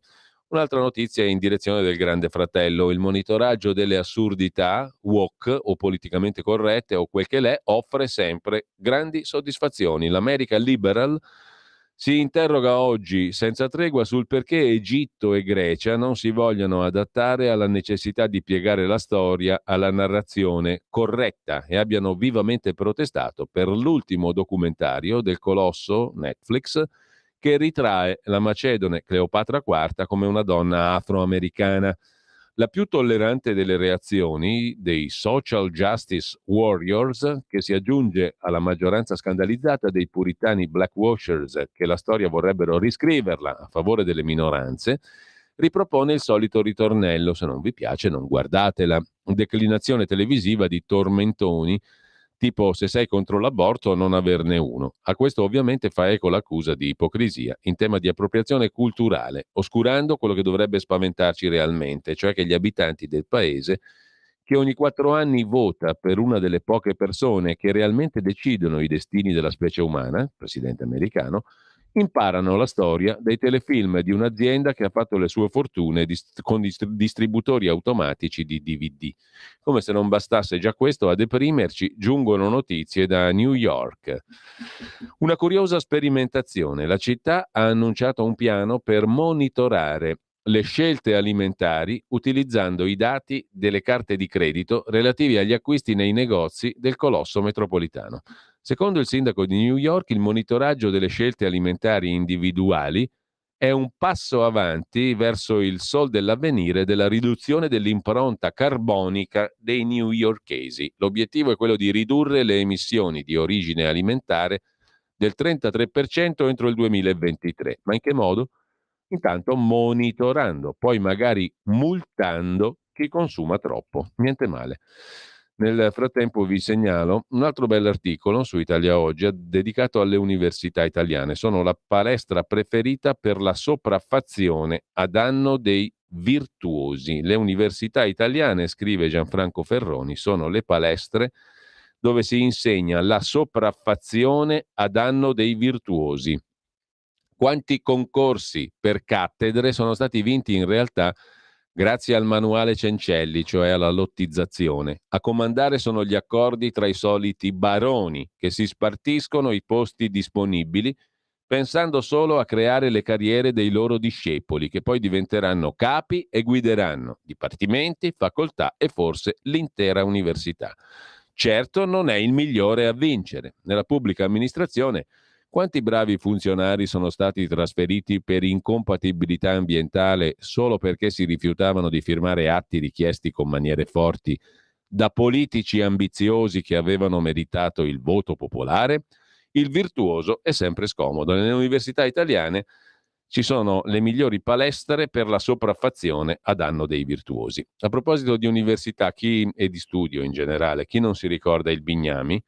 Il Bignami era un libricino che consentiva di recuperare in sintesi ciò che non si era studiato. Oggi c'è una bella intervista a pagina 7 del Corriere della Sera, in dorso di Cronaca Lombarda, all'ingegnere Ignazio Bignami, classe 1952, erede della storica dinastia dei produttori di Bigini e della casa editrice Bignami, appunto, fondata nel 1931 dal professore Ernesto Bignami e conosciuta da intere generazioni di studenti. Promessi Sposi e Divina Commedia sono due dei più grandi successi del Bignami, oltre 100.000 copie ciascuno. I Bignami dovevano nascondersi tra i banchi, adesso sono online. Siamo al passo coi tempi, dice l'erede della dinastia dei famosi Bigini.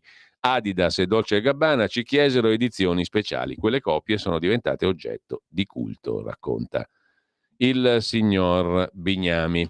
Detto questo, adesso torniamo brevemente da dove eravamo partiti, perché vorrei ritornare appunto sull'articolo che Edoardo Montolli ha scritto per il suo fronte del blog a proposito di una vicenda che abbiamo documentato qui in diretta la settimana, anzi non la settimana scorsa, il lunedì scorso, 2 giorni fa. Strage di Erba. L'inviato storico di Chi l'ha visto, Gian Loreto Carbone, scatenato, scrive Edoardo Montolli. Non solo Gian Loreto Carbone si dice certo dell'innocenza di Olindo e Rosa, ma ricorda come a Federica Sciarelli fu imposto di non andare avanti con l'inchiesta della trasmissione e frontedelblog.it ripropone l'intervista che abbiamo realizzato qui a Radio Libertà proprio con Gian Loreto Carbone. La potete vedere lì e la potete riascoltare. Era da poco cominciato il 2011, a maggio la Cassazione si sarebbe pronunciata sulla strage di Erba, confermando definitivamente l'ergastolo per Olindo Romano e Rosa Bazzi.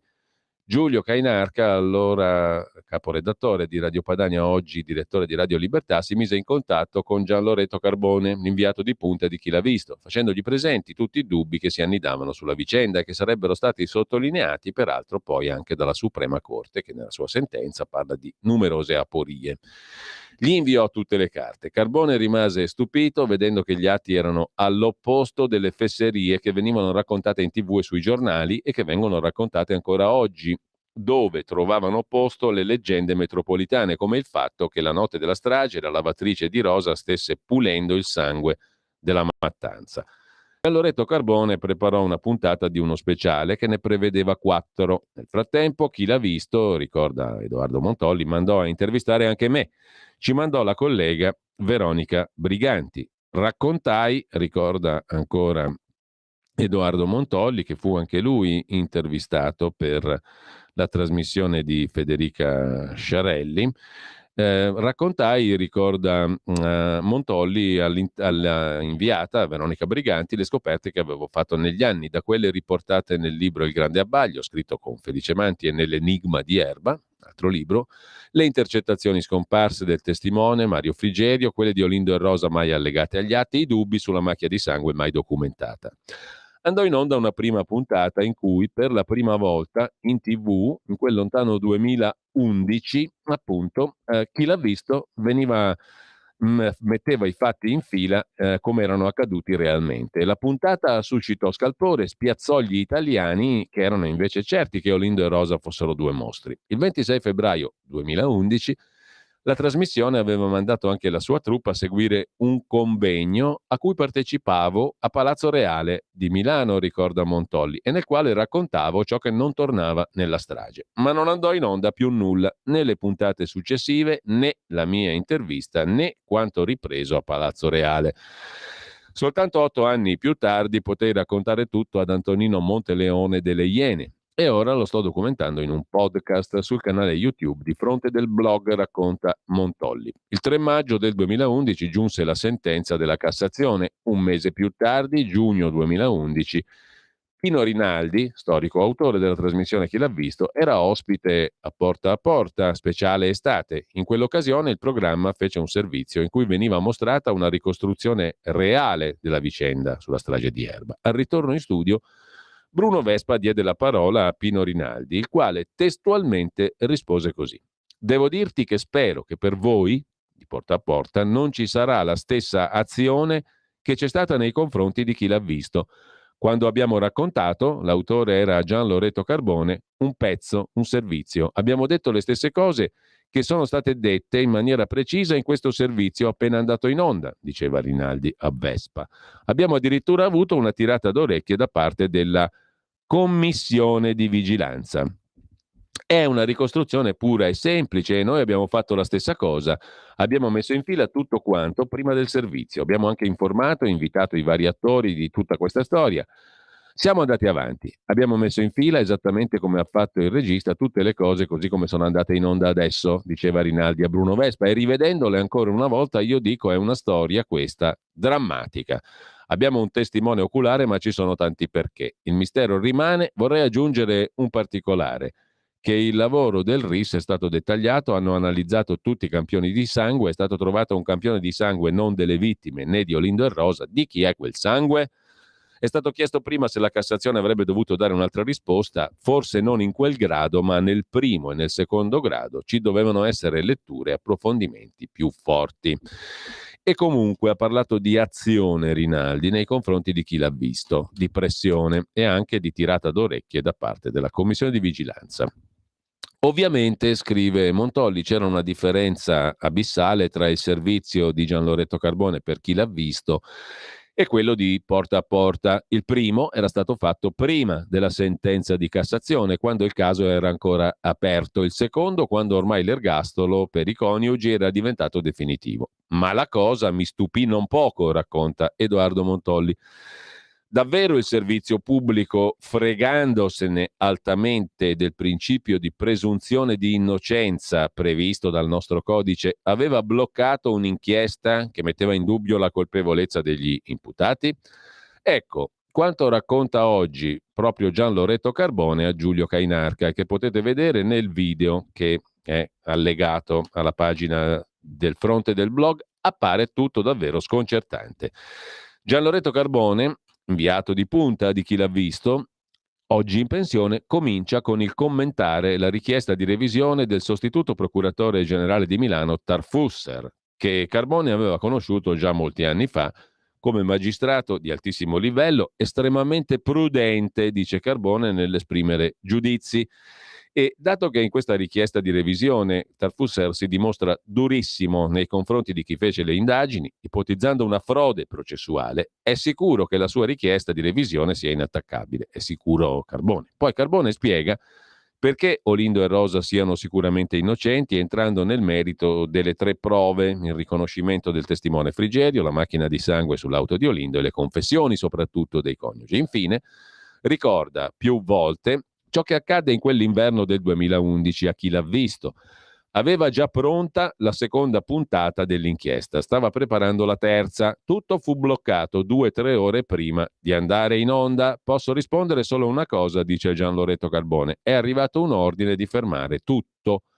La realtà è che ci hanno bloccato. Questa cosa che stavamo facendo, noi come trasmissione, io in particolare, dava fastidio a qualcuno, al punto che sono subito intervenuti e hanno imposto a una persona, che è la Sciarelli, che è una che non si fa imporre nulla, perché lei ha visto il servizio mio prima che andasse in onda. L'ha visto lei, l'ha visto l'avvocato, l'hanno visto lei, il dirigente Rai, l'hanno visto tutti. Mi hanno detto che era bello e poi hanno visto pure il secondo e non mi hanno detto nulla, ma era ancora meglio del primo, e quello in preparazione, il terzo, era ancora meglio. Mi hanno bloccato, e allora a chi è che dava fastidio che si dicesse in televisione? Questo rimane il fatto, ha detto Gian Loreto Carbone. Un fatto oggettivo che qualcuno ha chiesto a una trasmissione importante di Rai 3 di non mandare in onda il continuo di quello che era già andato in onda, e questo è un fatto. Così Gian Loreto Carbone. Buona visione, conclude Edoardo Montolli, riallegando appunto la trasmissione che abbiamo fatto, l'intervista che abbiamo fatto lunedì. Per correttezza io vi dico, perché ho chiesto naturalmente conto anche a Federica Sciarelli, che mi ha risposto proprio ieri in questi termini: io vado sempre avanti per la mia strada e non ho ricordo di nessuna pressione che mi avrebbe bloccato, e quando ne ho avute su altri casi sono andata avanti comunque, decido in completa autonomia. Pertanto Federica Sciarelli dice non è affatto vero quello che ha raccontato Carbone, ma prima di lui ancora Pino Rinaldi, autore di Chi l'ha visto. Cercheremo di capire come sono andate le cose, se possibile, finché è possibile, ma è un punto importante perché dimostra quel contesto malato, anche sotto il profilo dell'informazione, dei media, di cui ha parlato il sostituto procuratore Tarfusser a proposito delle indagini e degli interrogatori fatti a Olindo e Rosa, e di come appunto gli inquirenti, mettendo insieme polizia giudiziaria e procura di Como in quel caso, in primo grado, hanno fatto le indagini. Un contesto malato, ha detto il procuratore Tarfusser, scritto anzi nel suo atto, nella richiesta di revisione. Malato anche sotto il profilo dell'informazione, e quanto viene fuori da questa vicenda: Gian Loreto Carbone, Pino Rinaldi, Federica Sciarelli. Qualcuno evidentemente non racconta la verità, perché 2 persone dicono una cosa, Rinaldi e Carbone, e un'altra persona, Sciarelli, ne dice un'altra del tutto opposta. È evidente che non ci può essere una via di mezzo fra queste 2 posizioni: o le pressioni ci sono state per non mandare in onda la trasmissione, o non ci sono state ed è stata una scelta autonoma, cosa che peraltro Carbone dice non è vera, perché non fu una scelta di Federica Sciarelli, perché lei si pentì, è rimasta come una macchia sulla sua professione, sulla sua professionalità, cosa che non traspare affatto dalle parole della stessa Sciarelli. Allora, come sono andate veramente le cose? Punto di domanda. Non è una domanda oziosa, perché, ripeto, è un sintomo chiarissimo di quanto malata fosse l'informazione intorno a questo caso. E malata forse in questo caso è un aggettivo anche riduttivo per certi versi, perché stoppare una trasmissione di punta del servizio pubblico della RAI, chiamando in causa anche la commissione di vigilanza che all'epoca io cercai di interpellare, ma nessuno mi rispose, niente di preciso, faremo, diremo, indagheremo, non è successo nulla.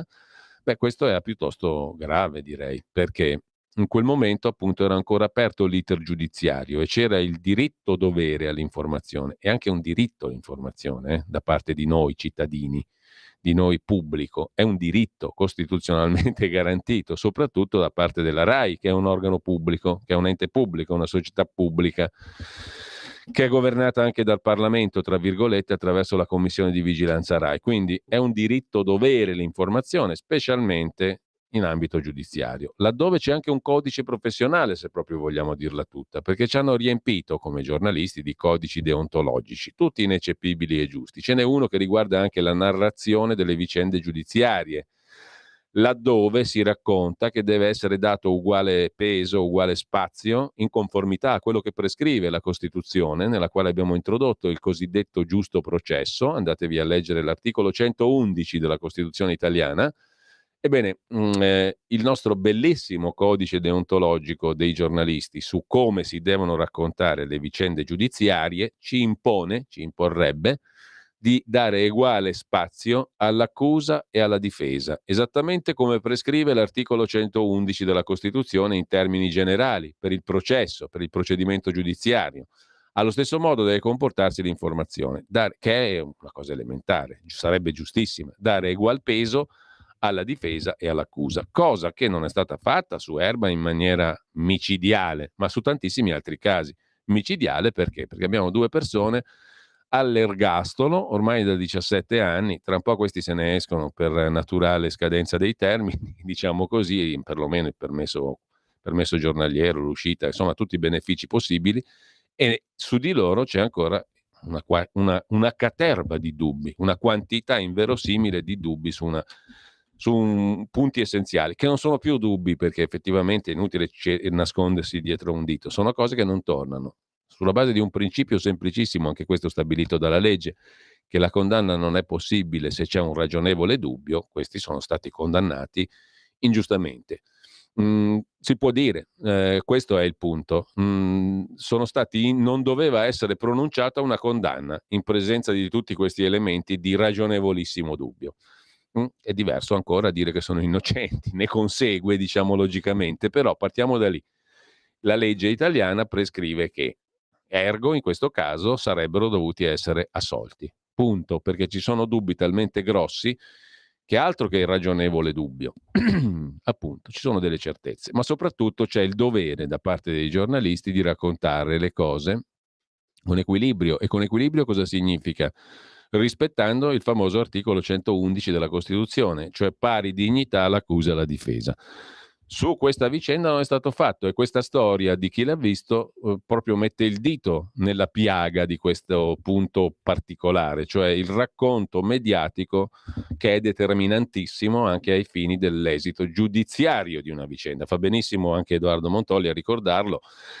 C'è una bella differenza fra il servizio che Bruno Vespa manda in onda dopo la sentenza di Cassazione e quello fatto da Gianloreto Carbone prima della sentenza di Cassazione. E la differenza sta appunto nel fatto che il giudizio era ancora aperto. E il diritto-dovere all'informazione esiste sempre, ma specialmente in presenza di una vicenda socialmente rilevante che ha esercitato, ha creato allarme sociale, uno dei delitti e delle stragi più atroci della storia della Repubblica, e in quel caso il diritto all'informazione, il diritto dovere è ancora più importante. È un caso simbolo, insomma, mettiamola così. Potete rivedere l'intervista sia sul nostro sito, sulla pagina Facebook in particolare di Radio Libertà, sia appunto sul frontedelblog.it di Edoardo Montolli. Intanto anche sul sussidiario vi dicevo c'è un articolo esattamente su questo punto, il programma Chi l'ha visto ostacolato quando si è occupato della strage di Erba, punto di domanda. A rilanciare un dubbio Gianloreto Carbone, ex storico inviato della trasmissione, nel corso del suo intervento a Radio Libertà. Lo trovate anche sul sussidiario, l'articolo di Silvana Palazzo. Ci fermiamo e dovremo poi essere in collegamento con Alessandro Morelli per, come tutti i mercoledì, un'altra puntata dell'Italia da fare.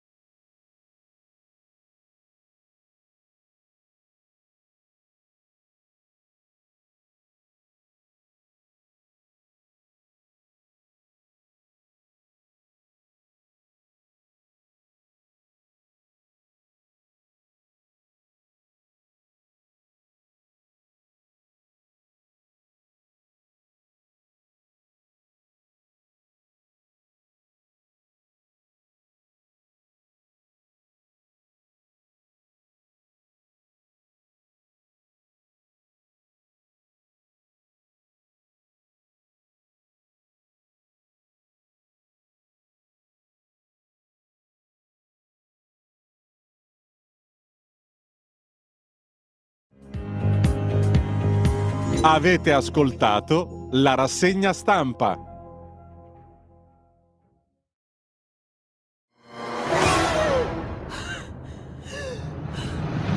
Pensa a respirare.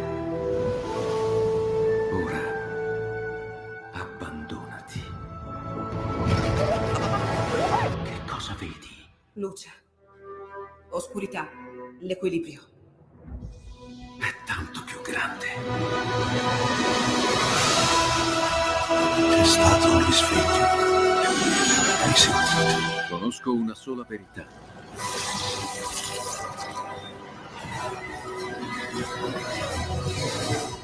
Movie Time ti fa entrare nel vivo del cinema, ti fa sentire come se fossi tu il protagonista del grande schermo.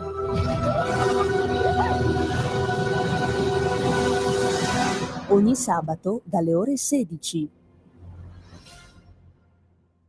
E dopo la grande polacca brillante opera 22 di Chopin, abbiamo ascoltato l'Andante spianato che fa tutt'uno con la grande polacca opera 22, la prima esecuzione a Parigi il 26 aprile 1835, cioè oggi, giusto appunto, il calendario musicale, sempre ottimamente curato da Federico Borsari, che ringrazio in regia, ci ha condotto verso un grandissimo, appunto, Frédéric Chopin. Intanto torniamo, in attesa di collegarci con Alessandro Morelli, ad alcuni degli articoli principali che abbiamo citato prima in rassegna stampa. Ebbene, per la ripresa e la ricostruzione dell'Ucraina serviranno, oggi lo racconta la Repubblica, come abbiamo già sommariamente visto, 411 miliardi di dollari. Sono le stime di Banca Mondiale, Nazioni Unite e Unione Europea. E l'Italia, dopo Germania e Francia, che si sono già fatte avanti a fine anno scorso, non si tira indietro. Oggi a Palazzo dei Congressi di Roma si tiene la conferenza bilaterale Italia-Ucraina sulla ricostruzione dell'Ucraina, alla quale parteciperanno, oltre che gli esponenti del governo, anche i rappresentanti delle imprese, a cominciare dal presidente di Confindustria Carlo Bonomi. Parteciperanno all'evento almeno 1.000 imprese, di cui oltre 600 italiane e le altre ucraine. In campo, come padroni di casa, la premier Meloni, il ministro degli esteri Tajani, quelli dell'economia Giorgetti, dei trasporti Salvini, delle imprese Adolfo Urso, che si confronteranno con i loro omologhi ucraini. Ci saranno poi anche i rappresentanti delle istituzioni finanziarie internazionali, la Banca Europea degli Investimenti, la Banca Mondiale, la BERS, la Banca di Sviluppo del Consiglio d'Europa e la International Finance Corporation. La ricostruzione in Ucraina, ha detto il ministro Tajani, rappresenta un'opportunità. Non possiamo lasciare la ricostruzione soltanto a imprese francesi, tedesche, americane o britanniche. È un'opportunità non solo per l'industria, ha detto Tajani. Credo che possa interessare molto anche il mondo artigianale, perché ci saranno tanti progetti e opportunità che dobbiamo cogliere con la nostra qualità italiana. L'ambasciatore d'Ucraina in Italia, Jaroslav Mielnik, ha ringraziato l'Italia. Siamo grati ai partner italiani per aver ospitato questo incontro e per la loro ferma posizione di principio nel sostenere il nostro Stato nella lotta per la libertà e l'indipendenza. Il processo di ricostruzione riguarderà infrastrutture, trasporti, energia, comprese ovviamente le rinnovabili, agroindustria, farmaceutica, dispositivi medici, digitale e servizi. La ricostruzione è la parte economica del percorso che dovrà portare poi all'ingresso dell'Ucraina nell'Unione Europea, scrive ancora Repubblica. In cambio degli aiuti per la ricostruzione, l'Ucraina dovrà portare avanti riforme per garantire più legalità e trasparenza, creando un ambiente favorevole alla realizzazione dei progetti. Quello che inizia quest'oggi, appunto, sarà un percorso che si annuncia lungo, articolato, in cui il governo vorrebbe assumere un ruolo guida durante la presidenza del G7 che l'Italia assume l'anno prossimo. L'idea è quella di ospitare una conferenza sulla ricostruzione nel 2025. 411 miliardi di dollari. Oggi a Roma all'evento per la ricostruzione dell'Ucraina, la conferenza bilaterale Italia-Ucraina. 600 imprese italiane, 400 ucraine.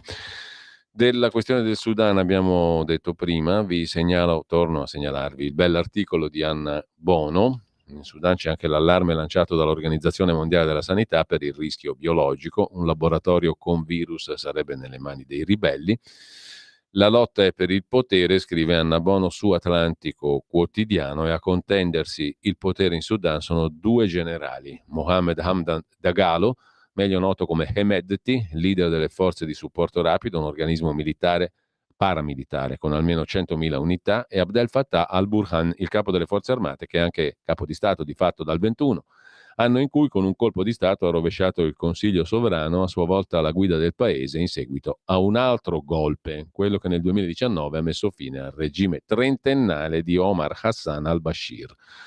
La rivalità tra i due leader era stata finora tenuta a freno, scrive la professoressa Bono, anzi fino a qualche giorno prima sembrava che potesse dare esiti positivi la mediazione internazionale.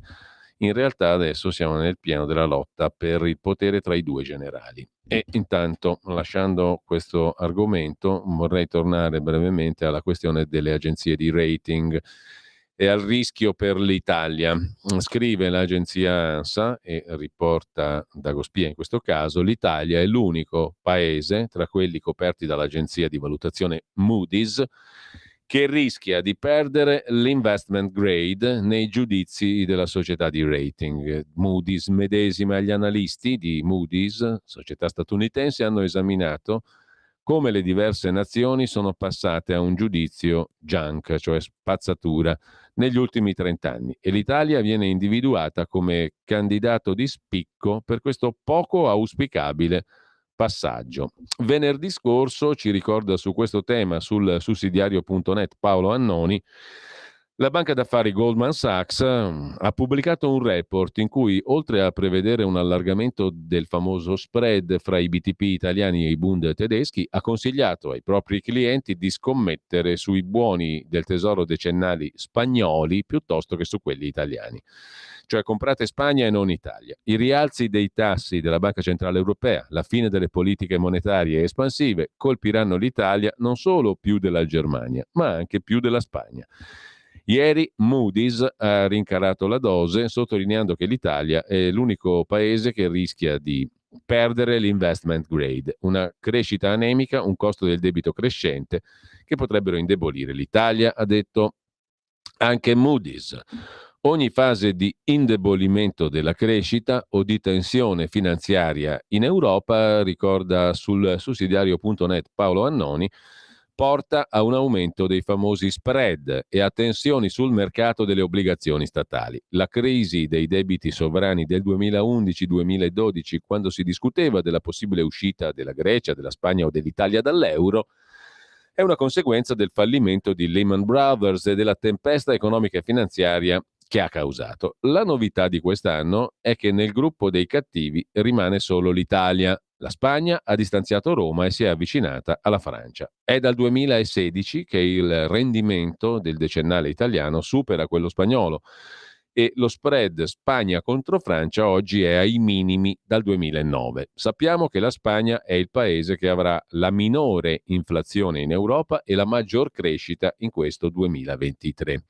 Il dato è significativo perché la Spagna ha trovato una via per contenere l'esplosione dei prezzi e per crescere in un contesto economico e geopolitico molto complicato. Le forze in gioco, estremizzando al massimo, scrive Paolo Annoni su sussidiario.net, sono due: la capacità di crescere e quella di spendere bene i soldi incassati con le tasse.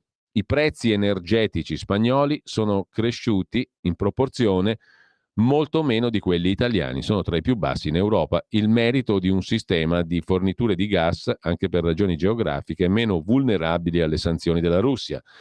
Merito anche della quota significativa, circa il 21%, che il nucleare rappresenta sul totale della produzione elettrica spagnola. I piani di chiusura delle centrali attualmente rimandano al 2035. È un lasso di tempo abbastanza ampio per osservare le conseguenze delle decisioni tedesche. Il paese che più si avvicina a un modello ideale, fatto di una base programmabile, sicura e economica di nucleare su cui montare le rinnovabili, è proprio la Spagna.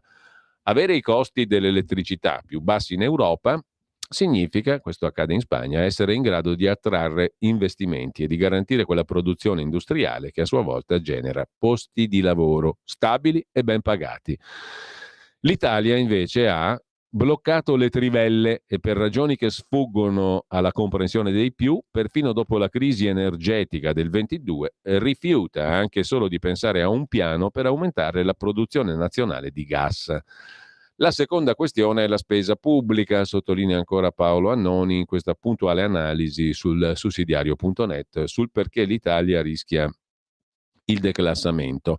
Goldman Sachs scarica l'Italia, promuove la Spagna e l'altra agenzia Moody's mette l'Italia tra i paesi a rischio. Questo significa riflessi sui conti pubblici. Lo sappiamo benissimo, quello che è accaduto nel 2011, lo spread che si alza con conseguenze politiche pesantissime. L'altra questione dunque è la spesa pubblica. La Spagna ha sfruttato molto bene le finestre che l'Europa ha concesso per salvare con soldi pubblici un sistema bancario vittima del crollo della bolla immobiliare dopo il 2008. L'Italia invece è entrata in una lunga fase di aumenti di capitale bancari e di incertezza su un settore chiave per la crescita, un'incertezza durata anni.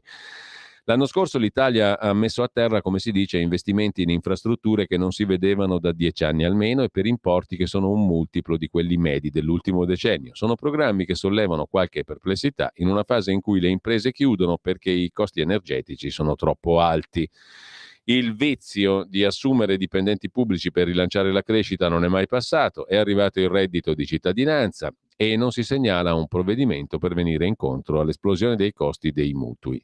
Anche in questo caso la Spagna è intervenuta per tempo rispetto all'Italia. La prima urgenza dell'Italia, conclude Annoni sul sussidiario.net, sono dunque i prezzi dell'elettricità. La seconda, spendere bene per cose che servono. La terza, mettere ordine in una burocrazia che non è in grado di gestire la spesa per mancanza di competenze e un sistema di rendicontazione di standard comparabili. Il cambiamento degli spread degli ultimi 10 anni su una grandezza come i debiti pubblici e i rendimenti delle obbligazioni statali è difficile da modificare. Tutto ciò dà conto di quali siano i modelli a cui guardare. Insomma, il rischio è quello del declassamento, con ciò che ne consegue, quello che abbiamo più o meno visto già nel 2011, scrive Paolo Annoni sul sussidiario.net.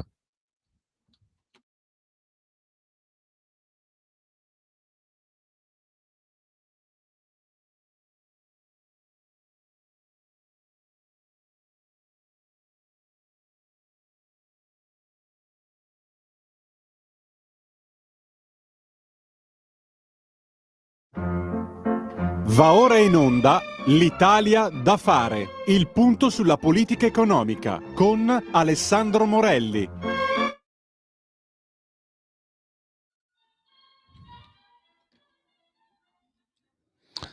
Ed eccoci qua, come tutti i mercoledì, ringrazio e saluto Alessandro Morelli che si occupa di programmazione economica in qualità di sottosegretario presso la Presidenza del Consiglio. Alessandro, grazie.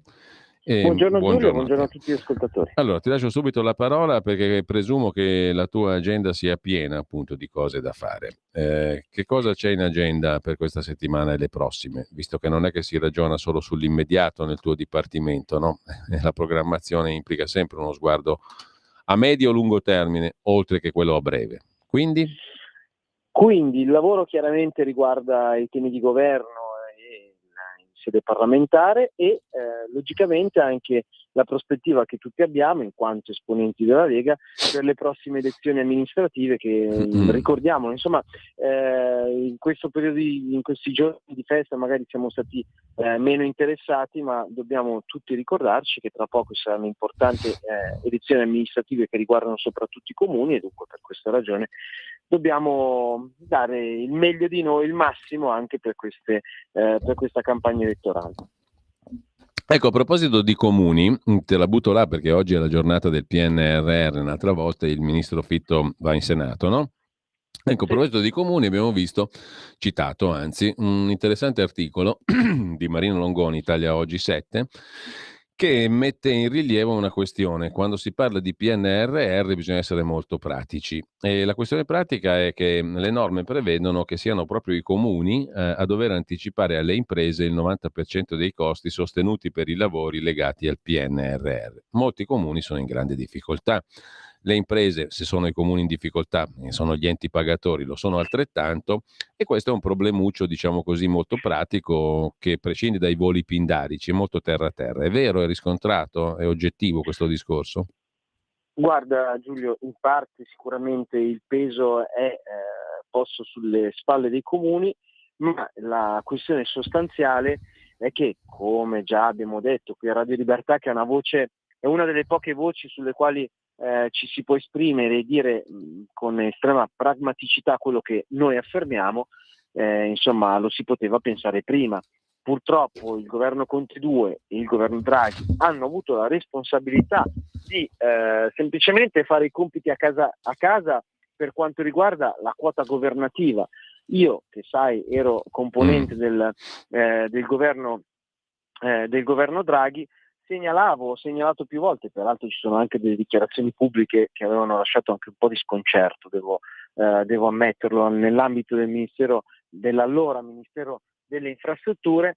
Segnalavo che i compiti a casa del governo non finiscono una volta che il governo ha semplicemente, distribuito incarichi, fatto bandi e concorsi e a volte anche distribuito fondi. Non è così che si fa per gestire bene la macchina pubblica, perché l'aspetto che io rimarcavo all'allora Ministro delle Infrastrutture Giovannini, che è un uomo, un esponente di certo non vicino ai valori della Lega, era appunto: guarda che il nostro compito è vedere finire le opere, non dire il comune X o Y ha avuto i determinati fondi legati alla realizzazione di quelle opere, perché francamente di questo io mi faccio poco. Il nostro interesse, un interesse comune, dovrebbe essere quello di verificare che poi l'opera viene realizzata.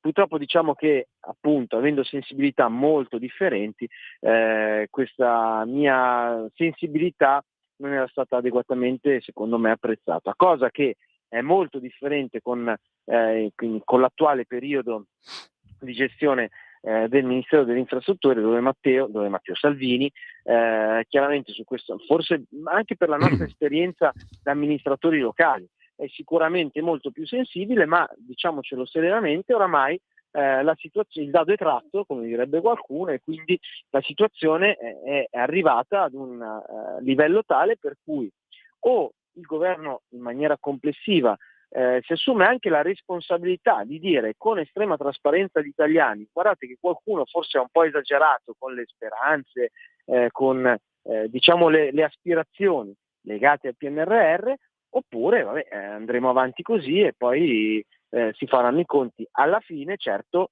che l'auspicio è che ci sia un'opinione pubblica che dà giustamente le responsabilità a chi le ha. Bisogna anche raccontarla giusta la cosa, no? Fare un'operazione verità, come stai facendo tu adesso, in grande stile, per far capire a tutti. Perdonami Giulio se ti interrompo, ma ti dirò che vedo molto timore rispetto alla pragmaticità e alla fotografia di una situazione che è una situazione che io di cui ti rapporto con la mia esperienza attuale per la programmazione economica, ma anche con l'esperienza precedente, che riconosco non tutti i ministri attuali hanno, semplicemente perché non ne facevano parte, non è che è colpa loro. Però passato qualche mese, diciamo che il mio auspicio è che tutti quanti si rendano conto. Se prima c'ero io, avendo avuto l'esperienza precedente, che raccontavo, ti ricorderai che qualche tempo fa ci fu una polemica legata a delle mie parole che mi ero permesso di esprimere durante una cabina di regia del PNRR, e cioè: guardate che noi dobbiamo, a tutti i ministri, dare l'opportunità ai ministri di cambiare le squadre inserite all'interno dei ministeri che si occupano di PNRR, perché quelle che sono state e che si ritrovano i nuovi ministri sono le squadre legate ai vecchi ministri, al vecchio governo, che oggettivamente molti di questi ministri avevano delle idee molto differenti, anche dei valori molto differenti rispetto agli attuali ministri. Io non ho detto che devono essere cancellate quelle squadre, ma dobbiamo dare l'opportunità ai nuovi ministri di rivisitarle, di rimpinguarle nel caso, eccetera, eccetera. Apriti cielo. Nei giorni successivi ti ricorderai, Giulio, le parole del leghista che vuole tagliare la testa ai mandarini di Stato scelti dal precedente governo. Ora, qual è la situazione? Che a seguito di quelle parole, di quella polemica, e che poi è chiaramente finita nel nulla, cosa è successo nei decreti PNRR? Che nel silenzio totale queste norme sono state fatte da Fitto. Quindi, allora, diciamo che il pragmatismo leghista e il dichiarare quanto sto dicendo a Radio Libertà, non è che ti sto producendo uno scoop nella realtà, ma nei fatti sì, perché nessuno lo dice, caro Giulio. Cioè il tema di cui abbiamo discusso, e cioè alcuni argomenti legati al PNRR, probabilmente sono in una forte criticità, perché i governi precedenti hanno detto il nostro compito è semplicemente fare delle norme e assegnare dei fondi. Poi chi vivrà vedrà. No, non funziona così. Il chi vivrà vedrà vuol dire la realizzazione di quelle opere, a prescindere da chi è il responsabile della realizzazione, perché poi al cittadino comune, a Mario Rossi, se gli rifai la strada o non gliela rifai, comunque con qualcuno se la piglia. E probabilmente i sindaci, lo dico con estrema trasparenza e senza voler buttare la croce addosso a nessuno, cercheranno di lasciare il cerino in mano a qualcuno. Quel qualcuno chi è? È il governo. E allora il governo forse, dal mio punto di vista, io lo faccio, dovrebbe con un po' più di trasparenza, pragmatismo, segnalare che ci sono delle criticità che vanno affrontate, che la responsabilità di quelle criticità non è legata a questo governo, non sono legate a questo governo, e che quindi si prende atto e si cambiano le cose. Io non la vedo così, come una cosa così negativa anche agli occhi dell'opinione pubblica e tanto più agli occhi dell'Europa, perché se l'Europa vuole farci la guerra su un tema come questo, francamente, anzi noi rinforziamo una guerra falsa dell'Europa se non diciamo quello che sta avvenendo. Se invece lo diciamo, la stessa Europa avrà le armi spuntate. Direi che è ineccepibile, Alessandro, perché oltretutto se tu prendi solo i soldi senza poter fare, ti assumi solo debito e lo devi ripagare sempre tu, contribuente italiano. Il contribuente italiano può capirla questa cosa, è molto semplice, no? Scusa Giulio e tutti gli ascoltatori, ma il tema dei famosi 2 stadi, che fa molto notizia, francamente nei 209 miliardi di euro, francamente 2 stadi sono letteralmente noccioline. Poi è chiaro che ogni singolo euro pubblico deve essere speso bene, tanto più se ha debito, e quindi questo sia chiaro. Però è evidente che l'Europa sta facendo, dall'Europa ci arrivano delle reprimende per il tema degli stadi, che anche questo sono legati ai governi, alle scelte dei governi precedenti. E ancora una volta nessuno questa cosa la sta dicendo. Cioè non è che Fitto, Calderoli o Pichetto Fratin, per dire un esponente di tutti i 3 partiti, ha scelto di inserire gli stadi. Quelli c'erano e sono rimasti. Ora l'Europa ci dice, giustamente dal mio punto di vista, gli stadi finiranno per un interesse privato e quindi se lo paghino i privati, che è la logica che io condivido perfettamente, ok? Ma nessuno dice che non è responsabilità né di Morelli né di Cainarca, è responsabilità di qualcun altro. E se lo si dicesse, probabilmente anche in Europa, se ci ripenserebbero a criticare così pesantemente l'Italia sul tema del PNRR, perché indirettamente non criticherebbero Meloni, Salvini o Berlusconi o Tajani, ma criticherebbero Draghi. E quindi sai com'è. Ecco, allora, dicevamo prima, i comuni sono gli enti più in difficoltà sotto il profilo economico e finanziario. Oggi leggiamo invece in una prima pagina di un quotidiano, Il Messaggero, che gli enti locali, secondo il disegno di autonomia a cui sta lavorando tra gli altri il governo, il ministro Calderoli, eccetera, potrebbero avere uno statuto di autonomia come in Spagna, o meglio, come Trento e Bolzano, perché in realtà il Messaggero parla di regioni del nord che potrebbero fissare le aliquote e trattenere il 90% del gettito sul territorio. In questo caso diciamo che gli enti locali non avrebbero più problemi di bilancio, come dimostrano i casi di Trento e Bolzano. Io non so se questa sia una sparata per impaurire il resto d'Italia o se sia vero. In ogni caso i tempi sono lunghi, non è certamente questo il modo per risolvere le questioni del PNRR di cui parlavamo prima, ma di fatto lo chiedo a te che coordini un po' tutto il discorso che riguarda l'economia, anche questo è un tema rilevante. Che strada si sta prendendo in questa direzione? Direzione autonomia. Chiaramente una storia di buon senso, cioè chi spende meglio i soldi li gestisca in maniera tale che questi soldi, anche il singolo euro pubblico, vengano gestiti al meglio. È chiaro che ci sono vari livelli di competenze e di possibilità di mettere a terra questi finanziamenti e questi euro pubblici. Quindi proprio per questa ragione, l'autonomia deve e dovrà essere differenziata, cioè chi è in grado di spendere spenda al meglio quello che può. Detto questo, però, ci sono degli argomenti che sicuramente possono essere valutati meglio da un punto di vista diciamo più alto, non perché sia necessario allontanare i criteri con i quali i soldi pubblici vengono spesi, perché sarebbe in antitesi rispetto al ragionamento che ho fatto prima, ma è assolutamente doveroso pensare che ci siano degli interessi generali pubblici che sono superiori a quelli anche, per esempio, dei singoli territori. Faccio questo riferimento collegandomi, do anche un esempio, al tema dell'acqua.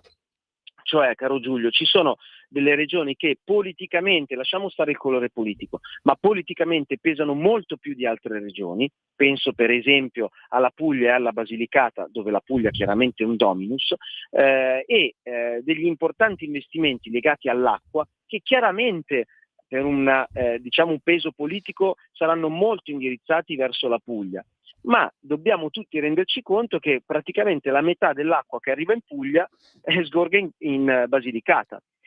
Quindi noi dobbiamo ragionare che se non fai gli adeguati investimenti in Basilicata, molto più piccola dal punto di vista del peso politico rispetto alla Puglia, è possibile, non probabile, che in Puglia non arrivi la stessa quantità di acqua che sarà necessaria chiaramente nei prossimi anni. Dunque, per questa ragione, una visione d'insieme che non solo ascolta i territori, ma che viene presa da un po' più in alto, osservando tutta la situazione, tutto il sistema, in questo caso parliamo del sistema idrico, ma questo ragionamento chiaramente vale per tutto, è doverosa.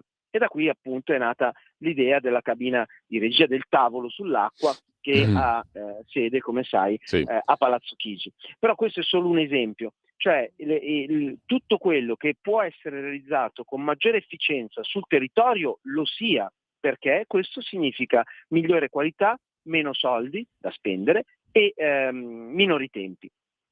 Quindi tutto con maggiori prestazioni. Quando ci sono degli interessi generali che devono essere evidentemente puntualizzati e osservati, a quel punto è evidente che serva una cabina che guarda da un po' più in alto rispetto ai legittimi interessi territoriali. Ti rubo solo un minuto, anche se poi avremo modo magari di riprendere questo argomento, perché dalle notizie di questi giorni viene fuori anche un possibile allarme per una replica di quello che accadde nel 2011, l'aumento dello spread con i relativi problemi di tenuta del governo. Perché? Perché Goldman Sachs ha scaricato l'Italia, Moody's anticipa un possibile declassamento, insomma, secondo te tira aria di 2011?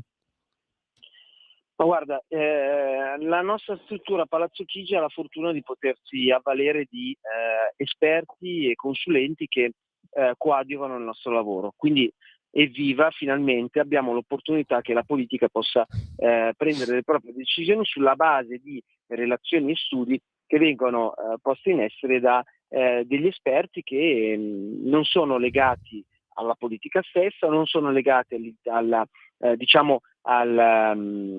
agli enti pubblici, per forza agli enti pubblici, insomma, che possono totalmente liberi. E alcuni di loro che lavorano in collaborazione con il DIPE stanno facendo delle analisi proprio rispetto a questo tema. È un tema che chiaramente ha delle ripercussioni politiche, perché è evidente che un governo di centrodestra, politico e di centrodestra, in giro per il mondo, soprattutto tra Bruxelles e Strasburgo, ha un'accoglienza oggettivamente differente rispetto ai colleghi dei governi precedenti, e quindi che è inutile che io stia a spiegare da che parte. Dall'altra parte però evidentemente ci sono anche degli interessi economici generali che sono globali. Pensiamo al 2011 e ancora prima al 2008, quando a prescindere dalla simpatia o antipatia dei governi di allora, e sappiamo quanto fu antipatico all'Europa il governo Berlusconi, tanto che appunto ci fu quella tempesta perfetta dal punto di vista economico, però le crisi delle banche americane di certo non sono state causate da alcuna cattiveria nei confronti dell'Italia. Sono avvenute e l'onda lunga poi ha causato i danni a livello italiano e in seguito, diciamo, l'upgrade che l'Europa ci ha potuto mettere nei confronti dell'allora ultimo governo in centrodestra votato dagli italiani. Quindi diciamo che si sommano questi due aspetti. Su quello che riguarda il tema econometrico, quindi a prescindere dalla politica e dalle simpatie o antipatie dell'Europa nei confronti del governo di centrodestra italiano, stiamo facendo degli approfondimenti e conto entro la fine del mese prossimo di avere delle adeguate per potervi informare tutti quanti rispetto a quelle che potrebbero essere le ondate o le soleggiate. Vediamo insomma quello che avverrà nell'autunno prossimo, perché sicuramente sarà un autunno di interesse, in male o in bene. Allora, per il momento io saluto, ringrazio Alessandro Morelli, grazie Alessandro e buon lavoro, buona settimana. Ci risentiamo come minimo mercoledì prossimo. Avete ascoltato l'Italia da fare.